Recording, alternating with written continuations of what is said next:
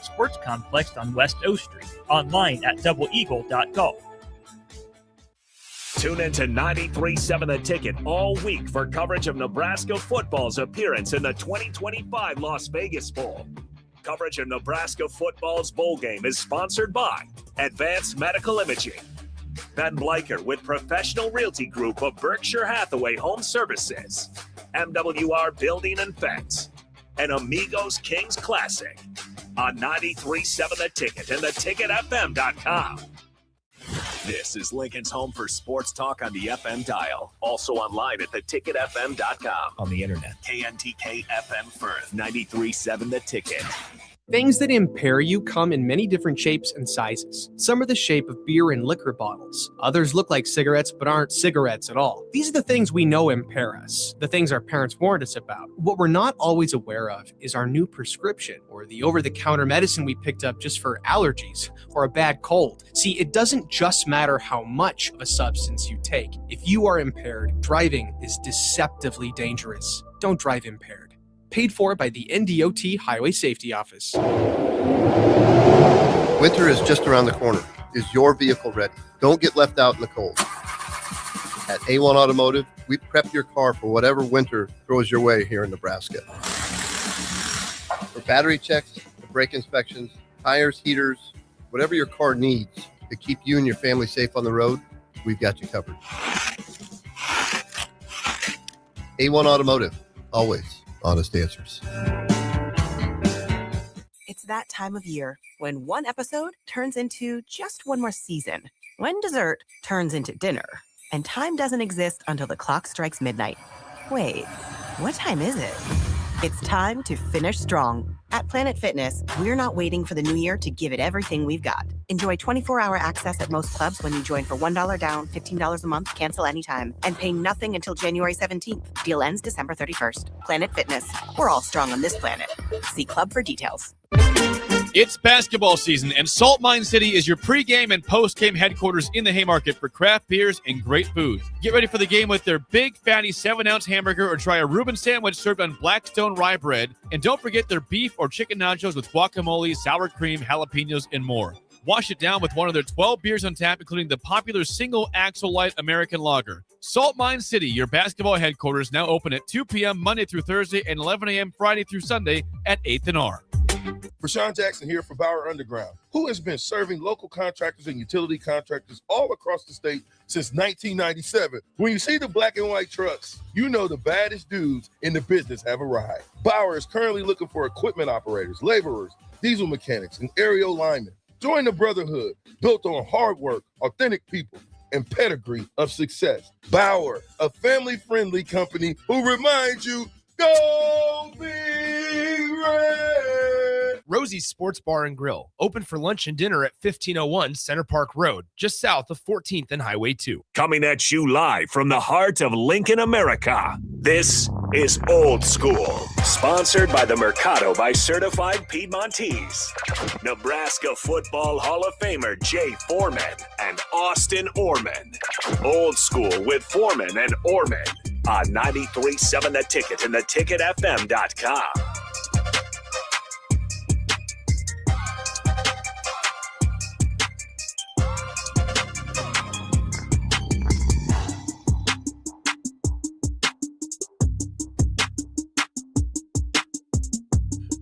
What up, Tuesday edition? Jay Foreman, Austin Norman, Old School, brought to you the new school way. We appreciate T. Farley, Bach, and Kenny Wilhite holding down like they always do on the black shirt. Bach in the black shirt with Kenny on Tuesdays. What's it called on Tuesday? What they do? Ooh, I don't know their official name. It's K-Dub Tuesday or K-Dub Tuesday, yeah. something like that. It's a good time. Yeah, it's always good. But this is Old School, the new school way, coming at you 1040, or coming at you live from 1040 O Street on this sunny, cold day in Nebraska. Balmy 40 degrees. I know it's, we'll dive into a little bit of Huskers down there in Las Vegas. And obviously we'll talk about, what can and can't be done for college football. Obviously, John Calipari addressed it, and not just basketball wise, but I think it was in reaction to Baylor, but it can help football as well. We'll talk some Huskers. We'll talk Chip Kelly's going to Northwest. Now, you talk about usually coaches going to places match made in heaven. I do not see that how that came about, but we'll talk about that. We'll let you guys light us up on the text line. Then we'll dive into some more NFL and Husker news at the top of the 4 o'clock hour. But we are brought to you by the Mercado, certified Piedmontese special ingredients and butcher shop. 84th and Havelock, 30th and Yankee Hill, 85th and Andermatt are in Old Cheney are the 3 locations in Lincoln, 168th and Maple up there in the O. So we appreciate them and all their support, obviously allowing us to continue to bring you some, hopefully some good news come Wednesday night, but then more importantly, express our opinions throughout the year on the airwaves. So, Austin, Jay, a big to do, what to not to do. Obviously, Kenny and Kenny and T. Farley got into it with Bach and what should be done. Obviously, I think the basketball world is up in arms because Baylor signed a former NBA player, and in midseason he's going to play. And John Calipari, who has the bandwidth to hold court, even though he's at Arkansas, really just laid it out there, and he had some good ideas. Look, you have a one-time free transfer, right? And I think that's good. And he said, listen, if you somehow come from overseas and you join the team at midpoint, you can't play. If you need the first semester of the year to get academically eligible, then you can play. I think it's very simple. That's great. That's easy, the easy fix. Mm-hmm. And it needs to be done in football. I think it's a little bit harder to transfer halfway through the season, but same thing in football. One free transfer. If you transfer after that, unless it's a unique circumstance and legit, which some of them are and have been, and this is how we got here because they were taking so long on legitimate reasons to transfer. I could think about the young man at North Carolina who it was a family issue. He had lost both of his parents and his grandfather, and that was the reason he wanted to move back to North Carolina, and he missed 4 games. Like I said, I think it could help with football. I think they need to try to implement a freshman rookie a salary cap, and what I mean by that is you come in as a freshman. You could even do it at certain positions. This is what you own. This is the small percentage of what you can take up as far as revenue sharing. Mm-hmm. And then if you're able to go out there and legitimately market yourself, at the true NIL, well, then that's fine. And that's going to be hard to do for the majority of freshmen entering college. Right. And then that actually, in a lot of ways, brings down the amount of deals that the clearinghouse has to go through. Yeah. Because you can have a separate one for the freshmen, right? Mm-hmm. And maybe you have a certain cap that they can raise after that. And you don't want to really stop anybody from doing that. But being an impact freshman or a freshman versus a freshman coming in making $2 or $3 million is not even close to realistic. None of them has stepped on any campus in the United States and done that. Outside of Jeremiah Smith, who actually probably is underpaid. Jeremiah Smith, who would have gotten to Miami had they won more when he was in high school, right. He said the other day. Right. So you think there's unique cases of guys like that. And if they, you could put some incentives in it for a guy like that. Most of the freshmen need standard contracts, even if they end up being good, and you can put the incentives in there. Mm-hmm.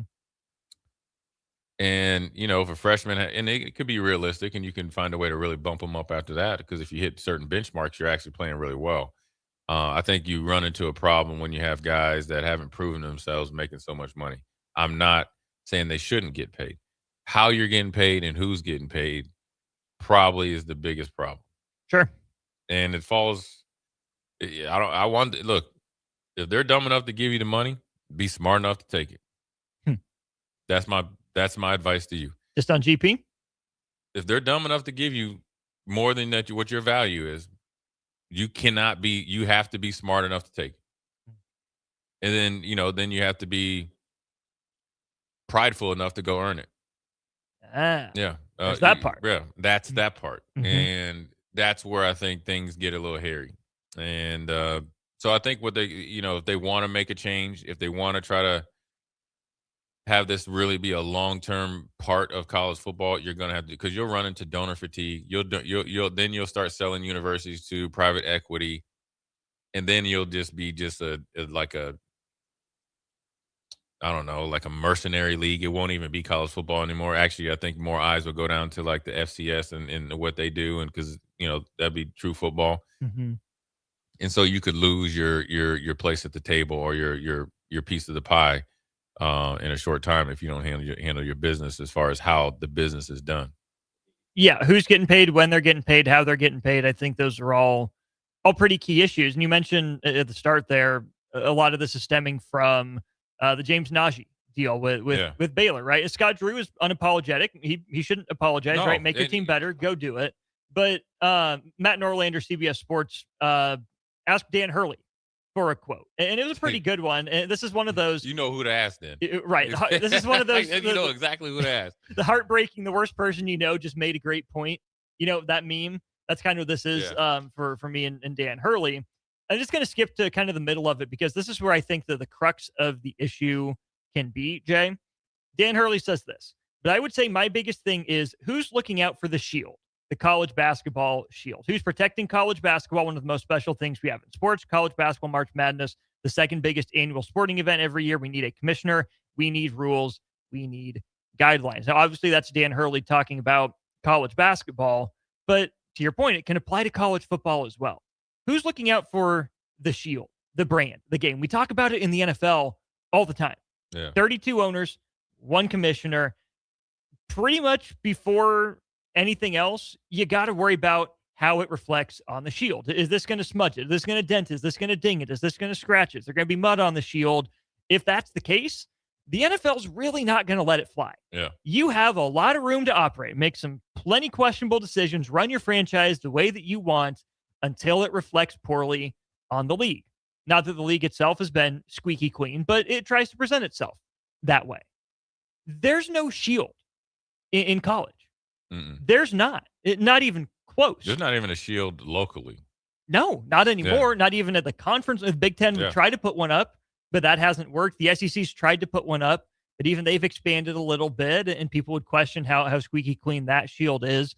There's no shield at all for these teams and these schools, these programs that are, kind of cast adrift in the wind, floating, just hoping to hang on to your point, whatever piece of the pie they can get.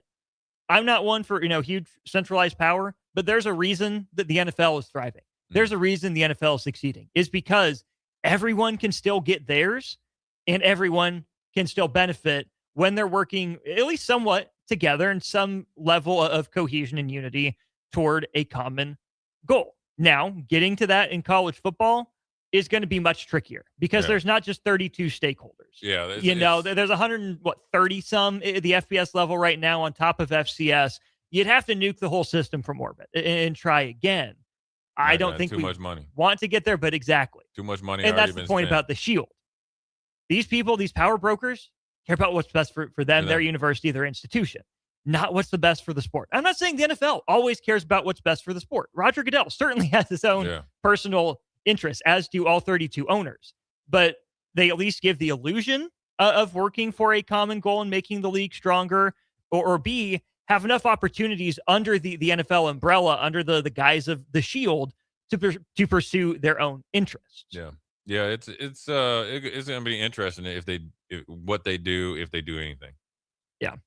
And how they go about it, because you know what you have to do, but I don't even know if you can do it in college, is having like NFL or NCAA football committee. And will it be over just football? Will it be over the revenue generating sports, or will there be separate ones for basketball? Who would that be, and how much difference, and will it be continuity? Because if you have different rules for different sports, how does that work inside one university, right? Mm-hmm. Michigan State football versus Michigan State basketball, right? Or Nebraska football versus Nebraska volleyball. So their best bet is to implement some structure on the incoming guys and outgoing guys as far as the portal. Slow that down as much as possible. Mm-hmm. And then get some realistic guidelines into revenue sharing / salary cap, and then address the NIL and the restrictions to do that, and then obviously get a legitimate clearinghouse or business or company that they have enough bandwidth and people power to really for the intake and outtake of these NIL deals, so you can regulate it, but then also you can keep the process going, and you're learning along the way as well. So it's always interesting to see what they're going to do. Most likely, they're probably not going to do anything. They're just going to let everybody complain because they figured, like, you know what, any press is good press, and right now they got a lot of bad press. And as long as the games are played and the games are exciting, they're willing to deal with all the stuff that's happening, in or outside of the buildings. But that's very short-sighted, like it was when they didn't address pay for play or, whatever, before the NIL, before it had to go to Supreme Court. You had 2 years to address this. Yeah. You chose to walk the dog on it. Well, the owner came home and you didn't get what you liked. Now you're sitting there where nobody knows who the NCAA is, where they're at, and who's really calling the shots, let alone if you wanted to have some sort of committee. And then obviously, that everybody wants Nick Saban to do so. Besides Nick Saban, who would it be? Would it be regionally? Would it be, having a figurehead outside of the Big Ten commissioner be the mouthpiece for a Big Ten to make sure everybody's checking the, Big Ten's checking the SEC to make sure they're playing, ball the right way and not cheating, vice versa. Or the best way you could blow it up is just do conference realignment. Again. One but final, true. Yeah.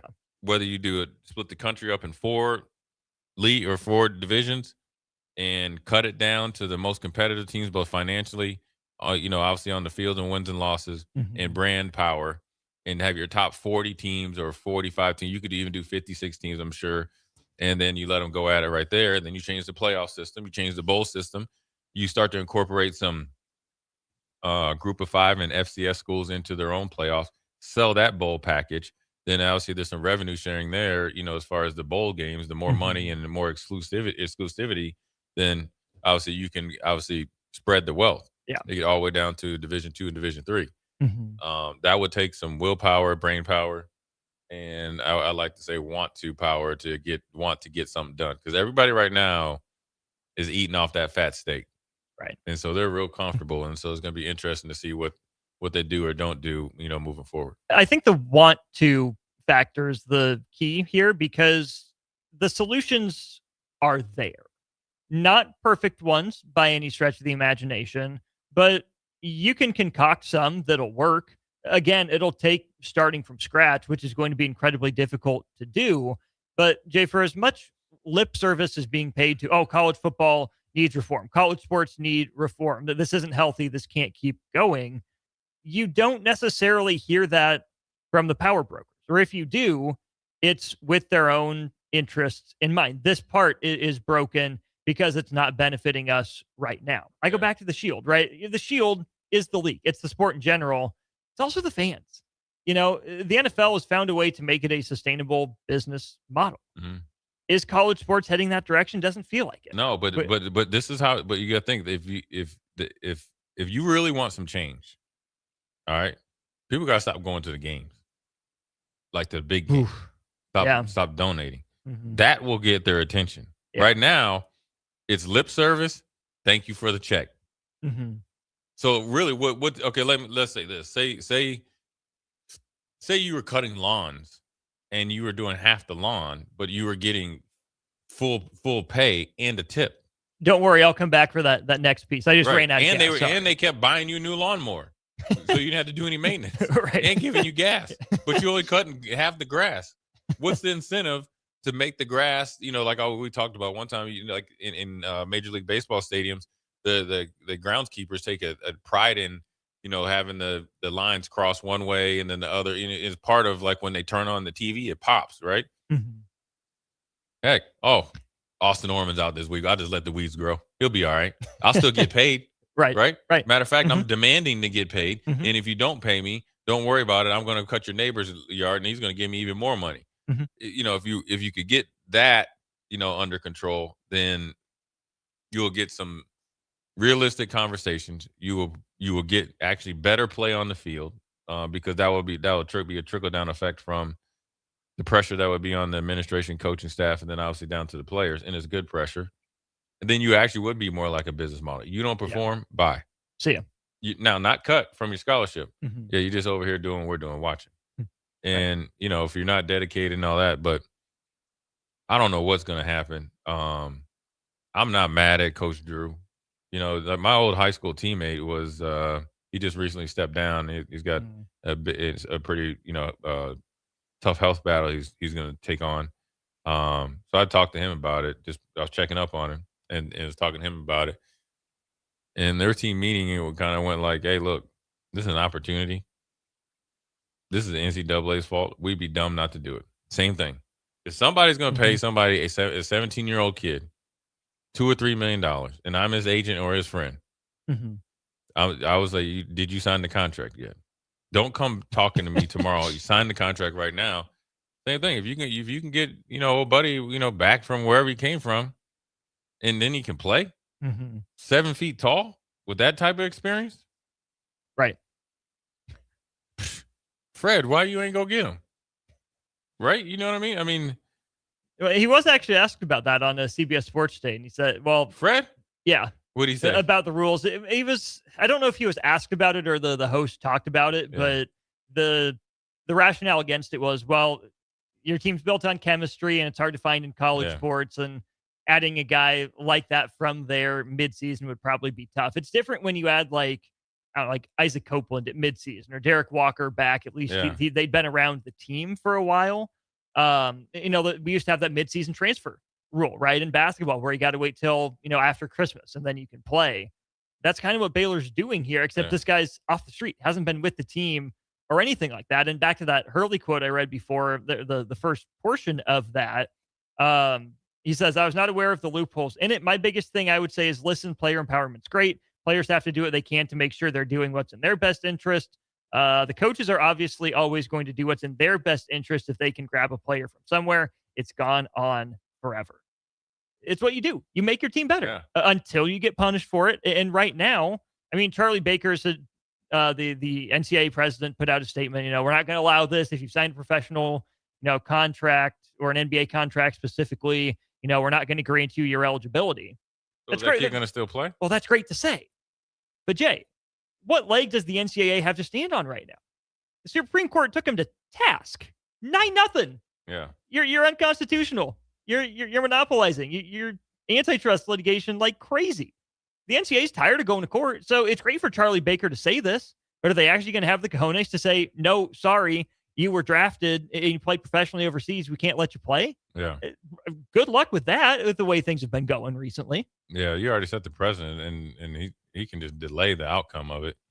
It's great. It's great because you're taking some heat. Because if you didn't take the heat because of this move, everybody's like, "Oh, man, that's a great job by Coach Drew. Man, he got a diamond in the rough, and he knows the loophole. Maybe I'm going to start doing it." Yeah. Start sending scouts everywhere. And nobody said anything in a negative light, you wouldn't have heard that statement. So it lets you know that he really wasn't standing on business. He was just standing by the side, decided to get active after activity came to his doorstep. And so that's part of the problem. It's been part of the problem with the whole NIL thing. But before we go to break, you know who I really blame? You know who really is behind this? Ooh. You know who's at fault right now? Let me think. There's a Nebraska connection. Ooh, there's a Nebraska. Your boy, QB1, Sam Keller. Sam Keller. I knew it. Sam Keller. You came here, started a storm, came and was supposed to be Joe Montana in the red for the Big Red, and all you did was bring chaos through every university and every high school kid that's trying to go to a university, play football, basketball, or whatever, for the rest of their life. It's Sam Keller and it's Kane Coulter. And before that, Ed O'Bannon. Sure. Well, I give him a break because he was really good on that NCAA basketball game I used to play on Sega Genesis and PlayStation. Stuff. Yeah, we'll give him a break. So, anyways, speaking of breaks, Jay Foreman, Austin Norman, Old School on a Tuesday. We're going to take a quick break. We'll be right back. You're listening to Old School with Jay Foreman and Austin Orman. Download the mobile app and listen wherever you are on 93.7 The Ticket and theticketfm.com.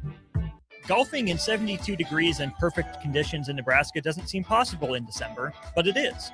Double Eagle Golf is your escape from the bone-chilling cold outside and a reason to keep the clubs out year-round. Book your holiday parties at Double Eagle Golf and make plans to join them for a New Year's Eve party. Gift cards make a great stocking stuffer for Christmas, and don't forget to look ahead to 2026 as spring leagues begin in February. That's all at Double Eagle Golf inside the Kinetic Sports Complex on West O Street. Online at doubleeagle.golf. It's basketball season, and Salt Mine City is your pregame and postgame headquarters in the Haymarket for craft beers and great food. Get ready for the game with their big, fatty 7-ounce hamburger or try a Reuben sandwich served on Blackstone rye bread. And don't forget their beef or chicken nachos with guacamole, sour cream, jalapenos, and more. Wash it down with one of their 12 beers on tap, including the popular Single Axle Light American Lager. Salt Mine City, your basketball headquarters, now open at 2 p.m. Monday through Thursday and 11 a.m. Friday through Sunday at 8th and R. Winter is just around the corner. Is your vehicle ready? Don't get left out in the cold. At A1 Automotive, we prep your car for whatever winter throws your way here in Nebraska. For battery checks, brake inspections, tires, heaters, whatever your car needs to keep you and your family safe on the road, we've got you covered. A1 Automotive, always honest answers.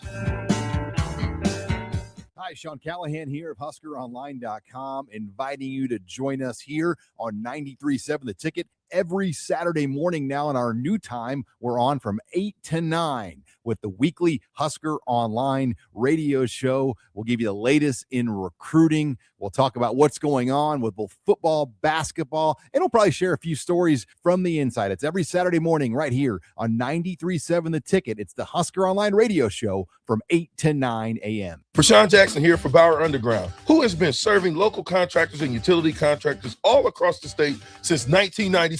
When you see the black and white trucks, you know the baddest dudes in the business have arrived. Bauer is currently looking for equipment operators, laborers, diesel mechanics, and aerial linemen. Join the brotherhood built on hard work, authentic people, and pedigree of success. Bauer, a family-friendly company who reminds you, go Big Red! Things that impair you come in many different shapes and sizes. Some are the shape of beer and liquor bottles. Others look like cigarettes but aren't cigarettes at all. These are the things we know impair us, the things our parents warned us about. What we're not always aware of is our new prescription or the over-the-counter medicine we picked up just for allergies or a bad cold. See, it doesn't just matter how much of a substance you take. If you are impaired, driving is deceptively dangerous. Don't drive impaired.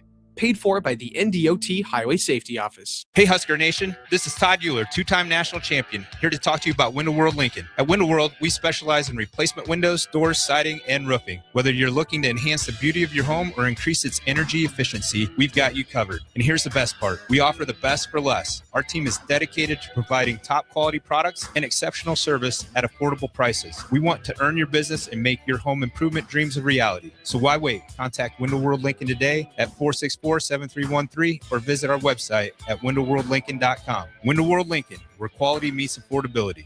Select Plumbing and Utility has been serving Lincoln and the surrounding area for 14 years, and they're not slowing down. Select Plumbing and Utility handles all your plumbing needs, from faucets and water heaters to full renovations, and they can even help with your heating and cooling needs. They're also Lincoln's underground experts, repairing and replacing broken underground water and sewer lines since day one. Contact Select Plumbing and Utility today at 402-560-6197, assuring excellence in every situation, opportunity, and challenge. That's 402-560-6197. January is your reset button. This January 10th, Farrell's Extreme Body Shaping in Lincoln is kicking off our 10-week challenge. We combine high-energy kickboxing, powerful strength training, and simple, proven nutrition to deliver real results in just 10 weeks. For a limited time, get $150 off when you enroll today. No gimmicks, just coaching, accountability, and a community that pushes you to win. Spots are limited, so don't wait. Visit fxblincoln.com and start your strongest year yet at Farrell's Extreme Body Shaping. 2 locations, South 40th and Yankee Hill, North 70th and Vine. Farrell's Extreme Body Shaping, changing lives 10 weeks at a time. Tune in to 93.7 The Ticket all week for coverage of Nebraska football's appearance in the 2025 Las Vegas Bowl. Coverage of Nebraska football's bowl game is sponsored by Advanced Medical Imaging, Ben Bleicher with Professional Realty Group of Berkshire Hathaway Home Services, MWR Building and Fence, and Amigos Kings Classic. on 93.7 The Ticket and theticketfm.com. Back to old school with Foreman and Orman on 93.7 The Ticket and theticketfm.com.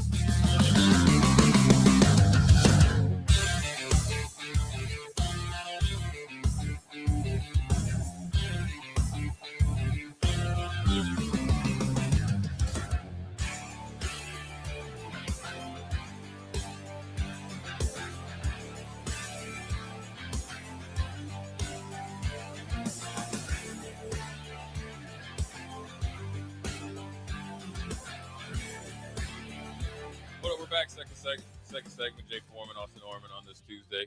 A little bonus time here, considering half the crew is out in Vegas. Hopefully they are having good luck on the craps table or whatever they do, blackjack, craps, or whatever they try to catch their luck in. I think with this amount of many people in Vegas, I'm sure that they have tuned the slot machines to not have a winner all week, and so. But they are making some money down there with Nebraska fans. Definitely is going to have the stadium down there, painted red, supporting our Huskers against the Utah Utes. Obviously, we had some news coming out of Salt Lake City. Mm-hmm. The All-American pass rusher, John Henry Daly. Listen. Anybody with 3 first names, your problem, right? Your old buddy just been growing up, throwing hay bales and swinging axes. 12 sacks on the year, 48 tackles, 17 and a half tackles for loss. He was a big problem. This comes also on the heels of his partner in crime, Logan Fano, whose brother is a potential top 5 pick as offensive tackle. I think he's high on everybody's board, but Logan is a defensive end. He I think declared for the draft. Mm-hmm. Both of them are really good. I watched them on tape. They got a really good defensive line. They have depth, but those two jump out because they're big, strong, athletic. They can move. They're physical against the run. So that bodes well for Nebraska. 4 of their top players are out. But I will say this. The 2 tackles are out, but the 2 guys behind them are seniors.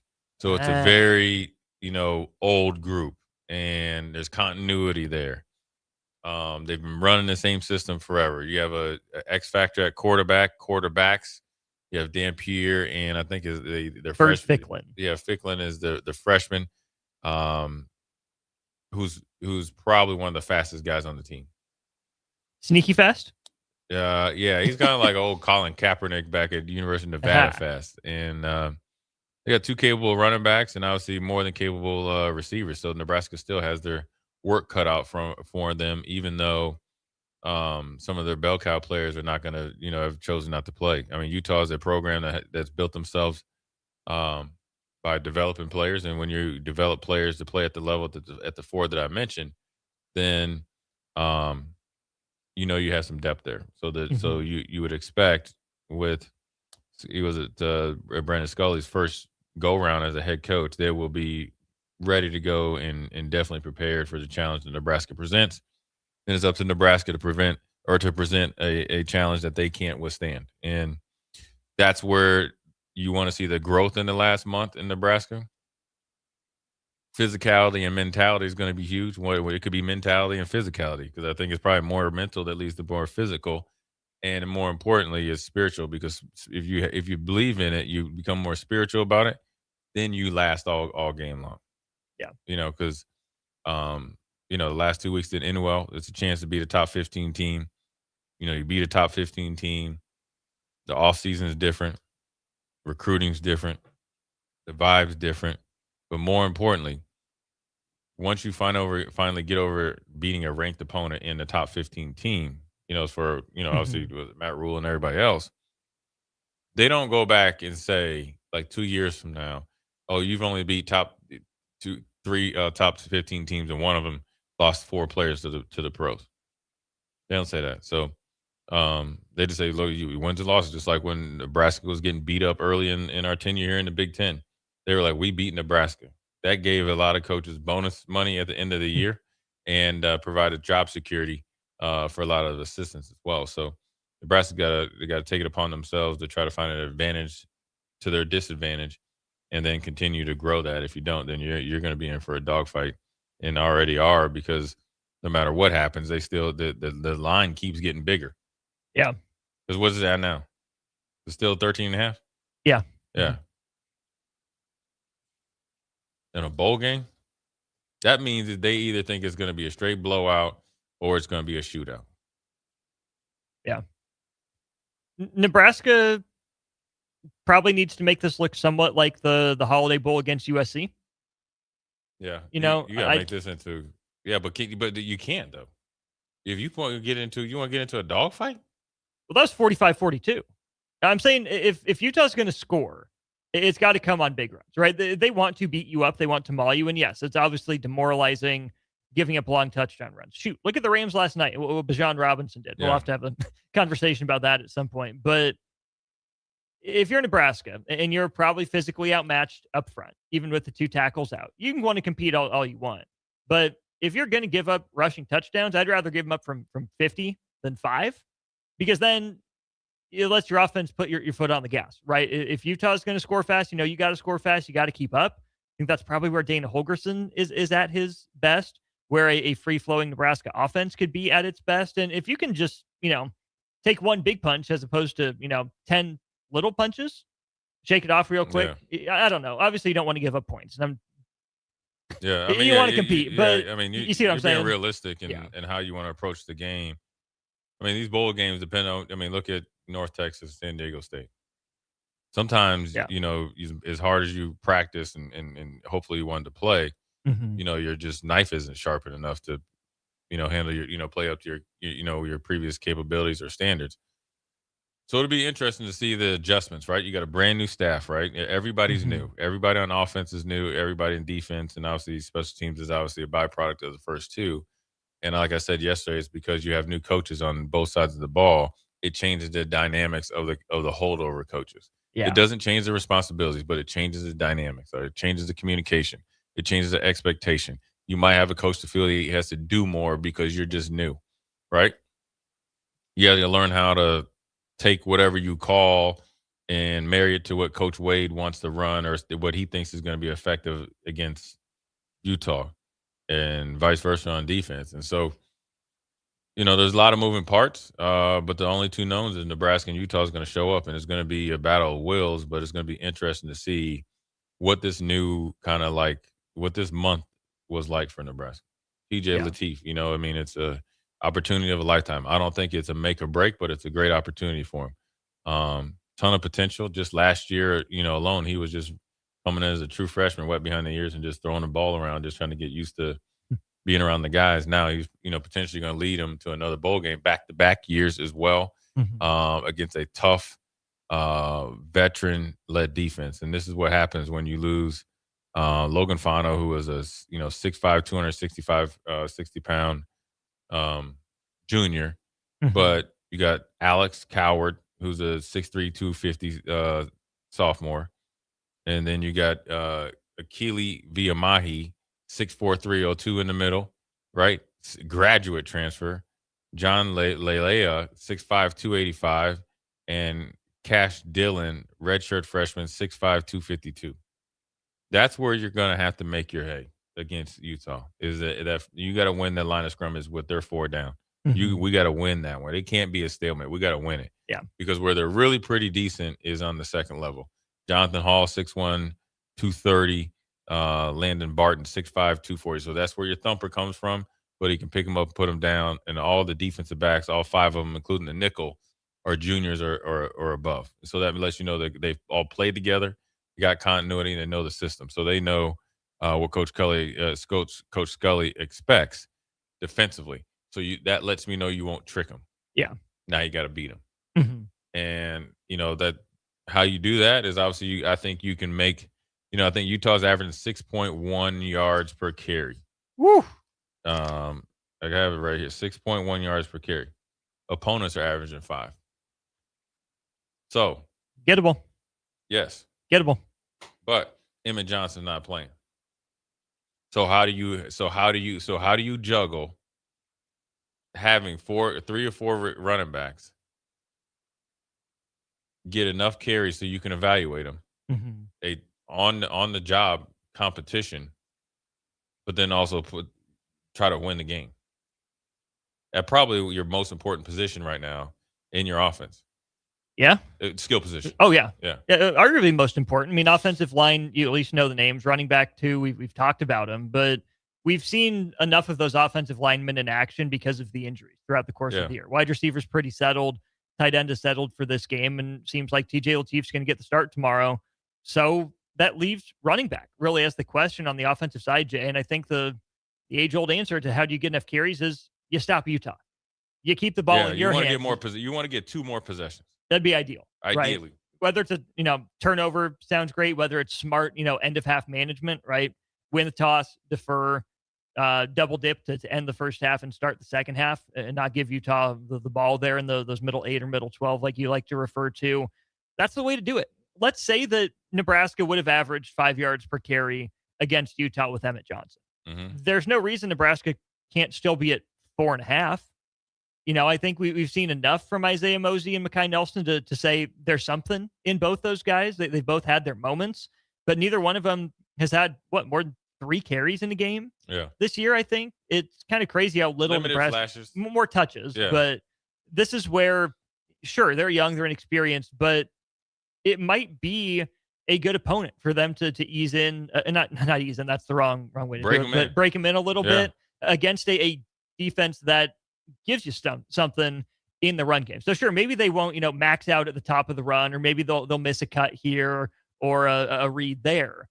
But if this was a Utah team allowing like 3.5 yards per carry instead of 5 yards per carry, you feel like it's a tough task, and Nebraska's going to be lucky to average 2.5 per carry. But if they're allowing 5, you'd like to think that you've seen enough from Nelson, Mosey, and some of your backup offensive linemen that you can still, at the very least, average over 4. Yeah, be formidable. Be able to, and if you just got to get hat on hat, and then you got to put the onus on the running backs to do their job.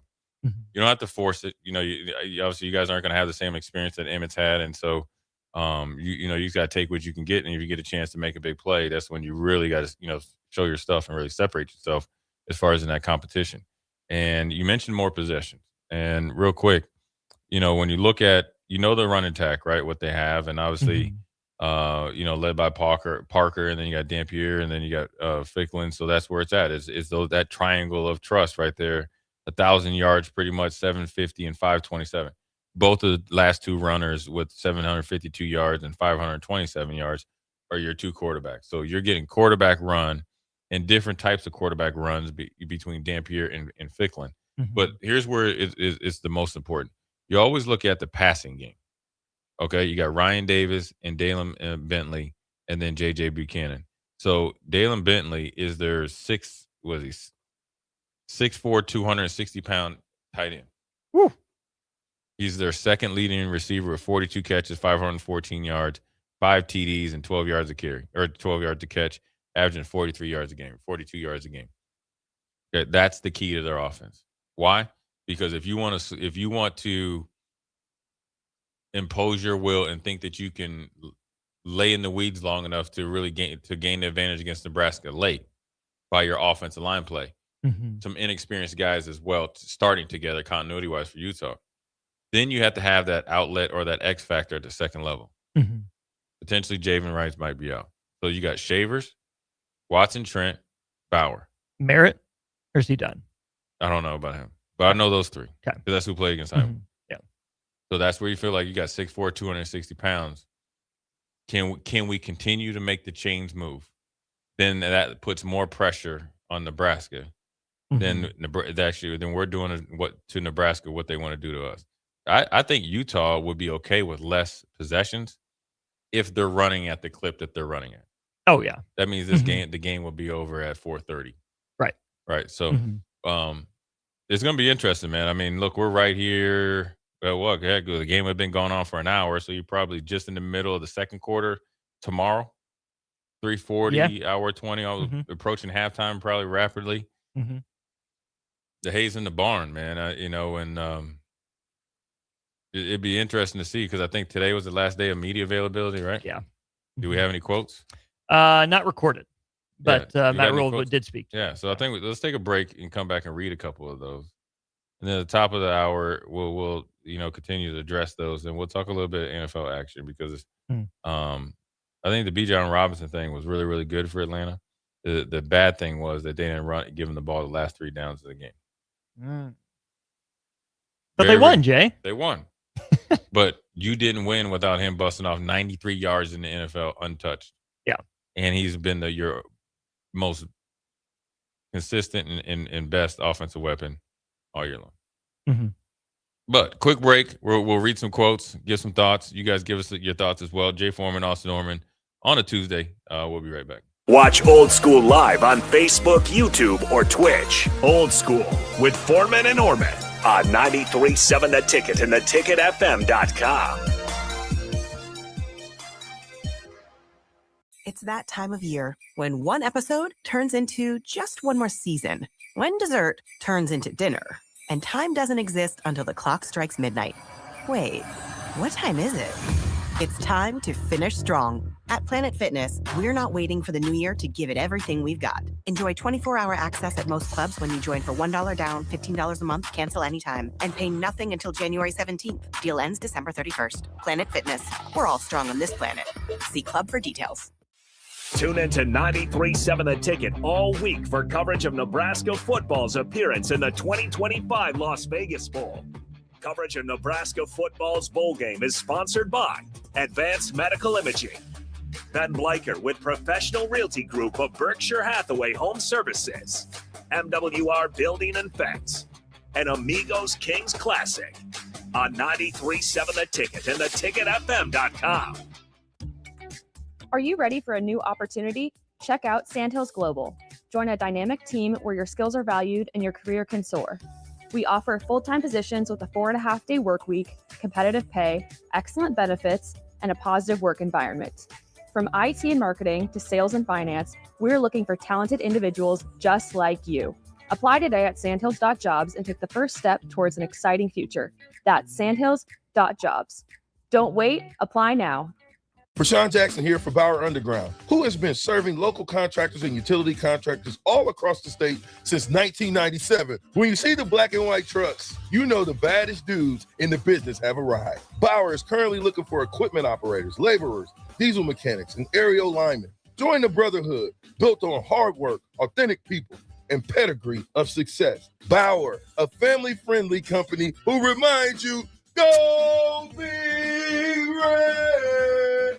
Golfing in 72 degrees and perfect conditions in Nebraska doesn't seem possible in December, but it is.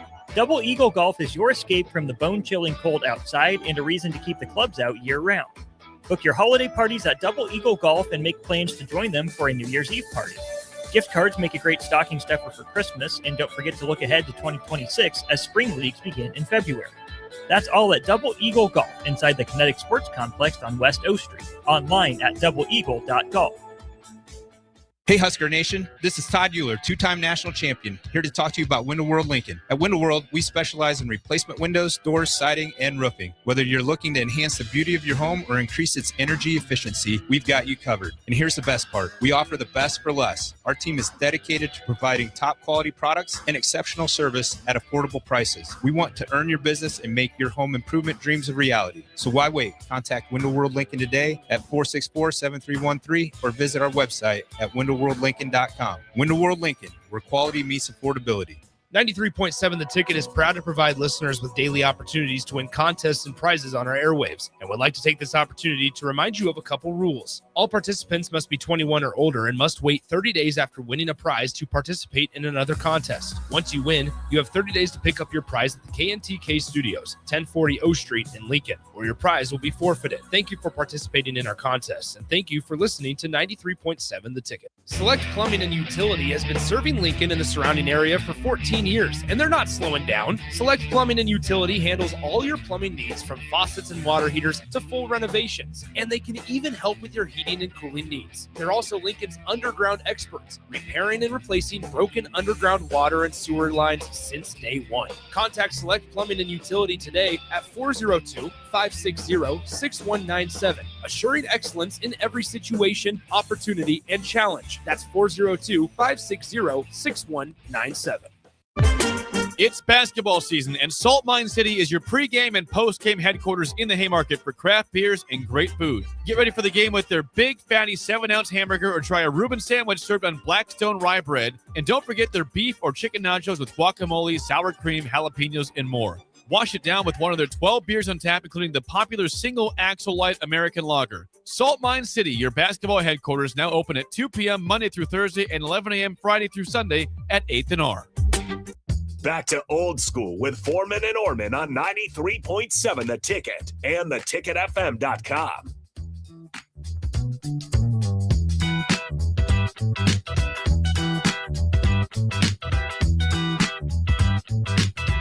What up, last segment of the 3 o'clock hour? Jay Foreman, Austin Orman, old school and new school way. A lot of stuff going on in Vegas, man. I mean, I'm just trying to think back, Austin. So I redshirted. The only pressure I felt when we were going to play Miami was to make sure when I broke curfew, I didn't get caught, and then I made it back before. And who were your lookouts? Who were your scouts? No comment. No comment. No comment. No statute of limitations expiration yet. No, I ain't doing Okay. that. Okay. Yeah, but we had a good time. Thick as thieves. I respect it. We had a good time. And then I was just more nervous because, hey, I'm a freshman. We were undefeated. Let's see if we can go beat Miami, win a national championship. That'd be pretty cool. Mm-hmm. And I was like, oh, well, everything else is, gravy after this. And so, but it was a lot different for me when we were about to play Florida. The circumstances and the stakes were a lot higher. Yeah. And I didn't sleep a wink. I probably slept more than I probably are giving myself credit for. And the reason I'm saying is there's a lot of young athletes now, or young players on this roster, pretty much every single one of them. Mm-hmm. I mean, there's not a guy on this team, and I said it last year. I wish they would have probably listened a little bit more, obviously, by some of their off-season activities. But there's not a guy on this team at the bowl game. As I'm talking, I'm trying to think, that doesn't have a lot to prove. Well, I mean, you're coming off a 7-5 regular season. I mean, who on that team lived up to full expectations? Maybe like Hunter, and then obviously Emmett's gone and that, but I haven't even given Isaiah Hunter that pass. He had a few big games, but he kind of no-showed down the stretch. Yeah. But, that's obviously he was good. That was, Dylan wasn't in, so I'm going to say up until the end, he was pretty. Yeah. Now, USC game, I'm not really sure what happened, but, otherwise, he was a bright spot, But again, he would be a bright spot. He was good, but he still has something to prove. Yeah, and I'm sure he wants bigger things too. Mm-hmm. You want looking at maybe he wants to be the number one receiver, right? I picked him for my bowl fantasy team, so you better have something to prove. Yeah, you better get that underdog going too. So I'm not putting money on it. Hey, between friends, we can do this, Austin. You know what I'm saying? I might pick your brain a little bit so we can get it too, but there's not a guy on this team that doesn't have a lot to prove. Mm-hmm. Which is a great thing, but for them personally, boy, I swear, I guarantee you're not sleeping. Because I'm not sure. I'm hoping these young athletes, these young guys on the football team are just I hope this year did one thing and one thing only. Open your eyes to awareness of what the reality and what's rational behavior. Mm-hmm. And behavior in the sense of, yes, everything that you're in Disneyland over there and everything is great. But the reality is, once football season starts and the ball starts getting kicked off, none of that stuff in the offseason matters. The only thing that matters is what you do on Saturdays or whenever you play. Yeah. And this pressure is not going to go anywhere. Mm-hmm. So the expectations and standards are going to be extremely high. With that being said, the one thing I hope that they realize, like, okay, this is for real. This is like, I thought I was ready to play big time football. This is for real. And use this last month to come out and then obviously play, put on a better show against more than capable opponent. So without, a month off. And so you should be looking forward to this. This shouldn't be a game that, where I'm assuming they had a lot of fun during bowl week, where that pours over into tomorrow. Mm-hmm. You get what I'm saying? Yeah, I mean, it's the right kind of fun, right? Yeah. You're there for the bowl game. You're there for football. You've had 15 practices between the end of Iowa and now. And let's not pretend like the vibes were great around that building toward the end of the year. Yeah. The way November went, Nebraska goes 1-3, and you had a bye week to sit on the win over UCLA. But You lose a gettable one against USC. You let UCLA kind of climb back in that game, even though you end up winning it. Bye week, and then you get steamrolled for 2 weeks. I mean, this is a team that probably needed some fun, rediscovering maybe a little bit of the joy of football, being in camaraderie and teammates. So, okay, take that fun that you had, the enjoyable experiences, and remind yourself that, hey, we get one last chance to play football. Yeah. We got nothing to lose. Let's lay it out there on the line. Lose. And that's why you should be thinking we're dangerous. Yeah. You have nothing to lose. Mm-hmm. I mean, I'll be thinking if I was a young player, I'm going to talk as much junk as possible. I'm going to try to make every play as possible. That's exactly. Just make sure you talk junk on Utah's side of the field so coach doesn't hear, right? Oh, no, I'm talking to everybody. They get away with everything now. You can dance and everything. I'm acting a fool, right? But that's where they're at. So, it's a very interesting time. And I think at the top of 4 o'clock hour, we get into some quotes. I want you to sit on this, Austin.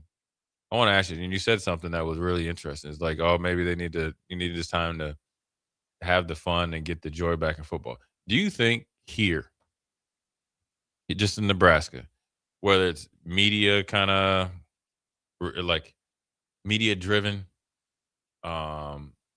maybe media driven or just kind of like situational driven, do you think it's made these kids like too sensitive and kind of soft? Even to the simple thought, and this is even before Coach Rule. You had guys that were pretty prominent, that had no idea what they were saying when they were saying it. Like we prefer not to play at 11.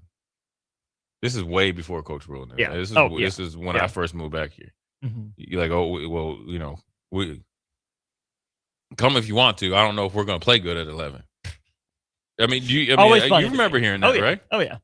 And then then you hear some guys, which we thought was an honor to play in night games. Oh, we don't really like night games because we just want to get the game over with. Yeah, that's so. Do you think that is a byproduct of constant coverage, constant pats on the back, constant moving the goalpost over not just years? Is 10 years a decade? It is a decade. Decades. It could be. I don't know. I would hope it's just a couple individuals making some comments they didn't think through. Different generations. But yeah, I mean, it could be. I would say I would believe maybe more that the constant coverage and scrutiny in the social media era has maybe, taken some of that joy out of football, where it was, always for the love of the game. But kids these days is the best way I can phrase it. Do they enjoy the work? Right? Mm-hmm. They can be hard workers. They can show up every day, but do they do it because they have to? Because they want to? I mean, you've said it. You have to want to play football. You have to love football with no guarantee that it'll ever love you back. But Pat Stewart talked, and I think there's some really interesting stuff from him in a piece by The Athletic. He wants a bunch of good guys on the roster that are great teammates that love the game of football. Yeah. That's what he thinks a Nebraska football player is. And you can show up to work and have a good attitude about it and not love it. Does constant coverage, does social media, does, being the king of the castle take some of the joy, the love of the grind out of it? Or does it lessen the want to? Think on that. Okay. Think on that. We're going to take a quick break. I want everybody on to think on that. Does it make you like, I'm not working, like on a cold day today? I used to be in the dorms. The dorms barely had some heat. So I got to go over here to the stadium to get warm, right? But when you're living in a nice crib with probably a nice car, I might chill on a day when it's like 40 degrees and a little overcast. That sun really ain't helping me out. Chill today. I'll do that tomorrow. Anyways, Jay Foreman, Austin Orman. Quick break. We'll be right back. Top of 4 o'clock hour. You're listening to Old School with Jay Foreman and Austin Orman. Download the mobile app and listen wherever you are on 93.7 The Ticket and theticketfm.com. It's that time of year when one episode turns into just one more season, when dessert turns into dinner, and time doesn't exist until the clock strikes midnight. Wait, what time is it? It's time to finish strong. At Planet Fitness, we're not waiting for the new year to give it everything we've got. Enjoy 24-hour access at most clubs when you join for $1 down, $15 a month, cancel anytime, and pay nothing until January 17th. Deal ends December 31st. Planet Fitness. We're all strong on this planet. See club for details. This is Lincoln's home for sports talk on the FM dial. Also online at theticketfm.com. On the internet. KNTK FM Firth, 93.7 The Ticket. Select Plumbing and Utility has been serving Lincoln and the surrounding area for 14 years, and they're not slowing down. Select Plumbing and Utility handles all your plumbing needs from faucets and water heaters to full renovations, and they can even help with your heating and cooling needs. They're also Lincoln's underground experts, repairing and replacing broken underground water and sewer lines since day one. Contact Select Plumbing and Utility today at 402-560-6197, assuring excellence in every situation, opportunity, and challenge. That's 402-560-6197. Tune in to Outside the Box from 4 to 5 p.m. for everything you need to know about the Lincoln Stars. Join head coach Rocky Russo and play-by-play voice Alex Fern as they sit down with special player guests to tell the story of the Lincoln Stars and give you all the news and notes you need from around the USHL. That's Outside the Box with the Lincoln Stars on 93.7 The Ticket and theticketfm.com. Winter is just around the corner. Is your vehicle ready? Don't get left out in the cold. At A1 Automotive, we prep your car for whatever winter throws your way here in Nebraska. For battery checks, for brake inspections, tires, heaters, whatever your car needs to keep you and your family safe on the road, we've got you covered. A1 Automotive, always honest answers. When it comes to concrete, Stevens & Smith Construction doesn't stall. They go for the takedown. As Nebraska's full-service concrete contractor, they stay in bounds, hold inside position, and never forfeit quality. Whether it's foundations, flatwork, or concrete coatings, they elevate performance and pin down results that win every time. Stevens & Smith Construction is a proud sponsor of Takedown Tuesdays on 93.7 The Ticket. Because when it's time to wrestle with concrete, Stevens & Smith Construction slams expectations. Rashawn Jackson here for Bauer Underground, who has been serving local contractors and utility contractors all across the state since 1997. When you see the black and white trucks, you know the baddest dudes in the business have arrived. Bauer is currently looking for equipment operators, laborers, diesel mechanics, and aerial linemen. Join the brotherhood built on hard work, authentic people, and pedigree of success. Bauer, a family-friendly company who reminds you, go Big Red! Coming at you live from the heart of Lincoln, America. This is Old School, sponsored by the Mercado by Certified Piedmontese. Nebraska Football Hall of Famer Jay Foreman and Austin Orman. Old School with Foreman and Orman on 93.7 The Ticket and theticketfm.com.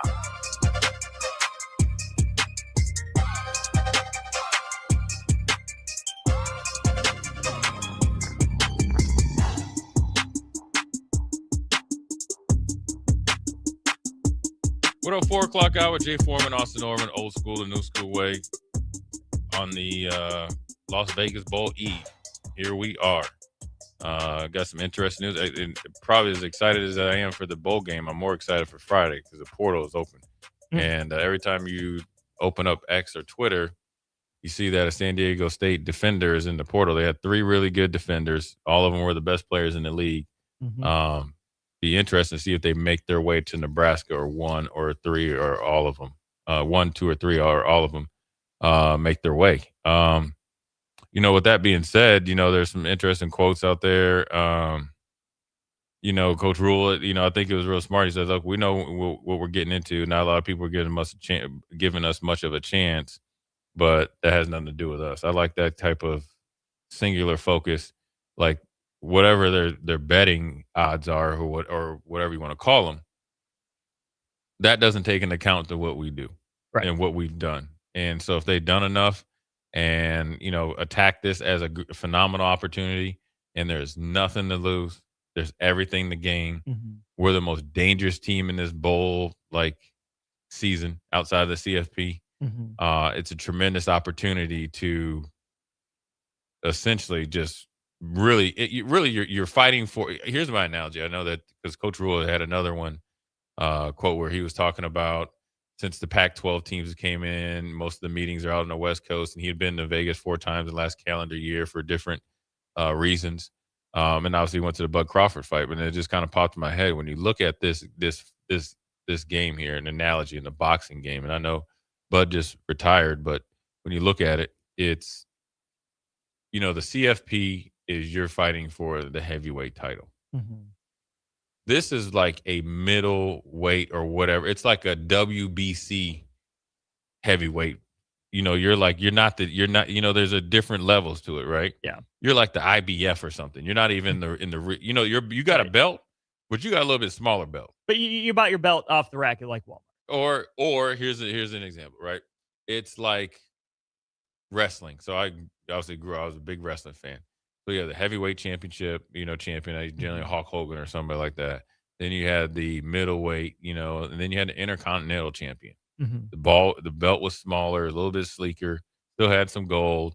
But the guys that won that belt didn't look like Hulk Hogan. They were up and coming, right? It was like Ricky the Dragon Steamboat and all those dudes. Jimmy Superfly Snuka.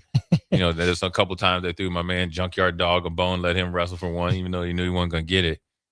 That's what we're fighting for right now. It's a chance to upset one of the better teams.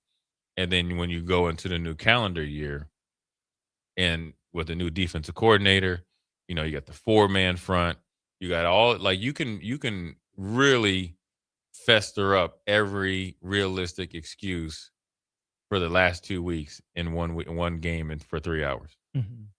Oh, we should have been playing a 4-man front. Coach Butler really didn't want to play a 4-man front. All this stuff. Now we got the guys in the right position. Now we can actually really, really be choosy in the transfer portal. Because in order for Nebraska to win tomorrow, that means this, in my opinion. Kim Leonard has to play good. Okay, this is all together in conjunction. Mm-hmm. It's not one, it's all. Yeah. Riley Van Poppel has to play good. Elijah Judy has to play. It's your last game. You have to play good. Keona Davis, Williams Noweri. All of them have to, when we look at this stat sheet, have to be factors. Yeah. Vincent Shavers, Watson Trent. Was it Bright? Was it Bright? Bauer too, but Bright, the new what's his name that's starting from Georgia? Oh, Justin Rhett. Justin Rhett. He has to play well. Buford's got to, obviously go out with a bang. Guthrie, what'd you learn over last month? Right. Andrew Marshall, their splash play. In order for us to win, whether we come out and dominate them or we squeak out a win, the dogfight, all those guys have to play well. Yeah. And we haven't even got to the offensive side. And that's where, it's a huge, huge opportunity. I mean, I was just thinking during the break, just imagine, say I didn't come to Nebraska. Say you're like, say I went to Michigan State and they had the same rules. You're up. Say you've been practicing good. Say you're one of those guys. You remember when Luke Reimer got out there and played it was at Northwestern, Scott Frost's first year. Mm-hmm. And I think he was banged up, but then I know his first start was against Northwestern. And Luke was great, but I remember they talked about him like a folk hero based off what he did in practice the previous year. Yeah. I think didn't he go to North Star? I believe so. Yeah. Mm-hmm. And kind of made himself into something. He's a really good athlete. I wish he had another year. Yeah. Like another year in college. Mm-hmm. Maybe ask about it. Hey, Luke, if you're listening, you still in shape, bro? We can put you through a little workout right here, But, if you were a guy that had been really practicing well or playing in those 4 periodic games, and obviously you took these 15 practices, and now you've been under the radar. Mm-hmm. But the coaches have seen you. The players have seen you. The new defensive coordinator has seen you. Yeah. You live on stage 2:30 tomorrow, Central Standard Time. And then it can all start from there. Mm-hmm. So essentially, this is a spring game. This is a spring game. This is where you can really trust me. I know this is it, because the spring game that they're probably going to have is not going to be nearly like the. So this is it. Mm. So the guys that are redshirt, the guys that they're going to probably play a lot of guys or get them some reps, right? This is a realistic spring game. It's actually has more magnitude because you're going against a live opponent.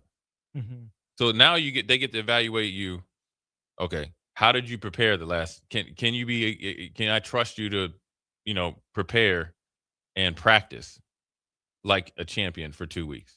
That you can get that dialed in on you. See what you're made of, right? Mm-hmm. Let's see how you do with extended reps, because you probably didn't have that many in that situation during the season? How do you perform when the pressure's on? How do you perform against game opponents? What's your stamina like? What's your actually functional strength versus your weight room strength versus your functional and athletic ability and game-like strength? I'd say that goes for stamina too. Yeah. One thing to run your sprints and get through a practice, but what's your competitive stamina? Can you hang for 60? And that's the one. What's your competitive stamina? What kind of teammate are you in a true football environment? Because everybody can do the whole, like you see now where you see, when you watch some of these like practice videos of like high schools and colleges, when you're going through a layup drill, like everybody's there clapping, like congratulations, you made a layup, or you make shooting drills, you're trying to keep the mojo going. Everybody can do that in practice. Yeah. How are you in the game? Yeah. What are you made of? Mm-hmm. Man, Austin. You sound like you missed a little bit, Jay. No, I did it. But I can tell you, what I did not miss was being nervous. I was scared too. But the good kind. Yeah, somewhat. Somewhat. I mean, this is no different than preseason game as a rookie in the NFL or something like that. There's a lot on the line for guys, a lot of pressure, but sometimes that pressure can make you do things that normally wouldn't be able to do and bring out the best in you. And I'm pretty sure that's part of the evaluation process. Because ideally, I can't speak for Coach Rule. I would never I don't need to speak for any coach, but I can say if I was a coach and I felt really good that my roster was actually more talented than what we played on, and I knew we had guys coming up the pipe. Or I felt like when he was talking about Coach Butler that, he just wanted him to, be confident enough to coach the guys, that we had because we do have talent. If I knew that, right, mm-hmm. I would be so like anxious and have anxiety because I want them to perform well, because my ideal choice would be to continue to build with those guys, a la carte transfer portal, mm-hmm. up their development and production, mm-hmm. versus 40% of the roster gone, hopeful about 5 or 6 guys really take the baton and run with it, bring in about 15, 20 new guys, and you probably hit on 3. Mm-hmm. You get what I'm saying? So there's also pressure on both sides too. You want them to perform well as a coach, but there's only so many things you can do besides call the plays and try to, obviously encourage them during the game. You talk about Nebraska playing with nothing to lose, right? Bunch of auditions out there for guys, like you said, in their spring game. Is that something you can, I don't know if develop's the right word, is that a mindset you can instill over a month? Is that a team-wide thing that it'll click the more you keep preaching it? Is that on the individual level? Because I think it's reductive just to say, well, if this guy played well, he played like he has nothing to lose. He played with his hair on fire. If he played poorly, well, why were you reserved? Did you not care? Were you not invested? What was? I don't want to get that reductive and simplistic. But I think if you look back at Nebraska's regular season, Jay, maybe it was a talent issue, and they did play like that and just couldn't get over the hump against Michigan or against USC or against Penn State or against Iowa or against Minnesota, any of those losses. You can say maybe Nebraska just didn't have the horses, didn't have the talent, just wasn't good enough. But I think you could also say we're not sure Nebraska played its best in any of those games, especially the last couple at the end of the year, right? Michigan, a 3-point game wasn't really, we'll see, a bunch of talent on that team. USC, Nebraska was in that game, but did Nebraska really leave it all out there? Did Nebraska play with no fear of failure and it had nothing to lose? But the game, it didn't feel like it. And so I think it's great to say that, Nebraska has nothing to lose. It's a bowl game. You got to go leave it all out there. It's great to say it. Yeah. How can we be sure that Nebraska is actually going to come with that attitude and play like that tomorrow? Yeah, it has to grow like organically. Like I said, you gotta you be pressed against. You gotta have your back against the wall sometimes.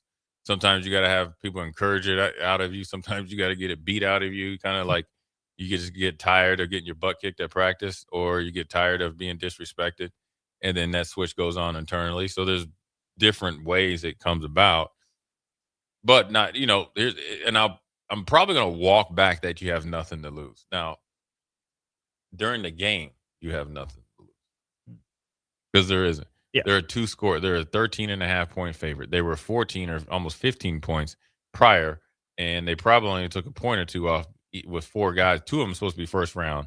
The other guy that's in the portal will be first round. He's probably going to Michigan. And Fano, obviously, to declare early, he's got to be in a day 2, a top 4-round guy as well. Yeah. So a lot of that they still believe in that Utah team. So that's why you have nothing to lose, because you're not even supposed to win.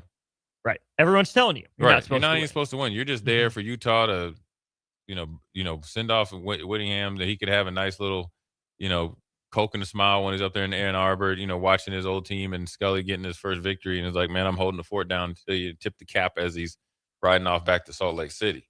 It's always an interesting spot, I think, for a team and a program to be in when you have to play that nobody believes in us card while also convincing yourself you're good enough. Yeah. Right. We have the talent to hang. Right. That's what Matt Rule's been trying to do all year. He's kind of stayed away from the nobody believes in us card for the most part. Right. He's always been that guy that's speaking highly of his talent, for the most part. Right. Hey, we're good enough. We got to believe it. We got to start playing like it. We have the guys in this room. I believe in them. That's what we're going to do because we have the guys that can succeed. You can do that, but then it's funny when you have to turn around in the bowl game and play nobody believes in us card, because it's true. Nebraska should have enough talent to, at the very least, be in the game and not look 2 possessions worse than Utah. But it's also true that, a bunch of the money's probably on Utah. There's a lot of things in this matchup that slant Utah's way. I feel like that'd be a really interesting line to have to walk as a coach, where you say you are good enough to win this game, and also nobody believes in you. But it is like, hey, look, nobody believes in us, but let me tell you something. You were more than capable of winning this game. Matter of fact, I know we're going to win this game. I know we're going to win this game because we're going to do what we need to do. Yeah. And we do what we need to do. They cannot beat us. I'm telling you that right now. And if you're a coach that don't, pride yourself, I used to always, I'm not going to lie to you. I'm going to tell you the truth, whether you like it or not. But so if I'm telling you the truth, that we can win this game, now we got to go play our game. Yeah. But also, I want to let you know, these dudes don't know what we've done or who we are, or how much better we've gotten. And so they don't believe in us. So now let's really go out and show them what we already know. Mm-hmm. That you can play it both ways. Yeah. Look, Bo Pelini, he's a batting the hatches everybody, right? He do that all the time, and it worked. And there's only a few times that you maybe 1 or 2 times a year you can do it. But it's realistic right here. You don't even have to tell them. Players are aware of the point spread, because even in the NFL, I remember, times where that was the case, or even times that we were favored. We got to live up to standards. So, yeah, I mean, it's just now, like I was saying, there's nothing that you can lose, right? And everything to gain. The only thing you can lose is your pride if you don't go out there and lay it on the line. And that's 125 different cases by the players. Whatever. Is it 125 or whatever they got? Whatever it is now, yeah. So that's the only thing that you can lose. Because you can gain and take the respect by going out there and handling your business. That needs to be order number 1. Don't ever let anybody disrespect you when it comes to these sports or playing football. That is huge, because this is a game, Jay, that I think in this day and age of college sports, people would say, well, who cares?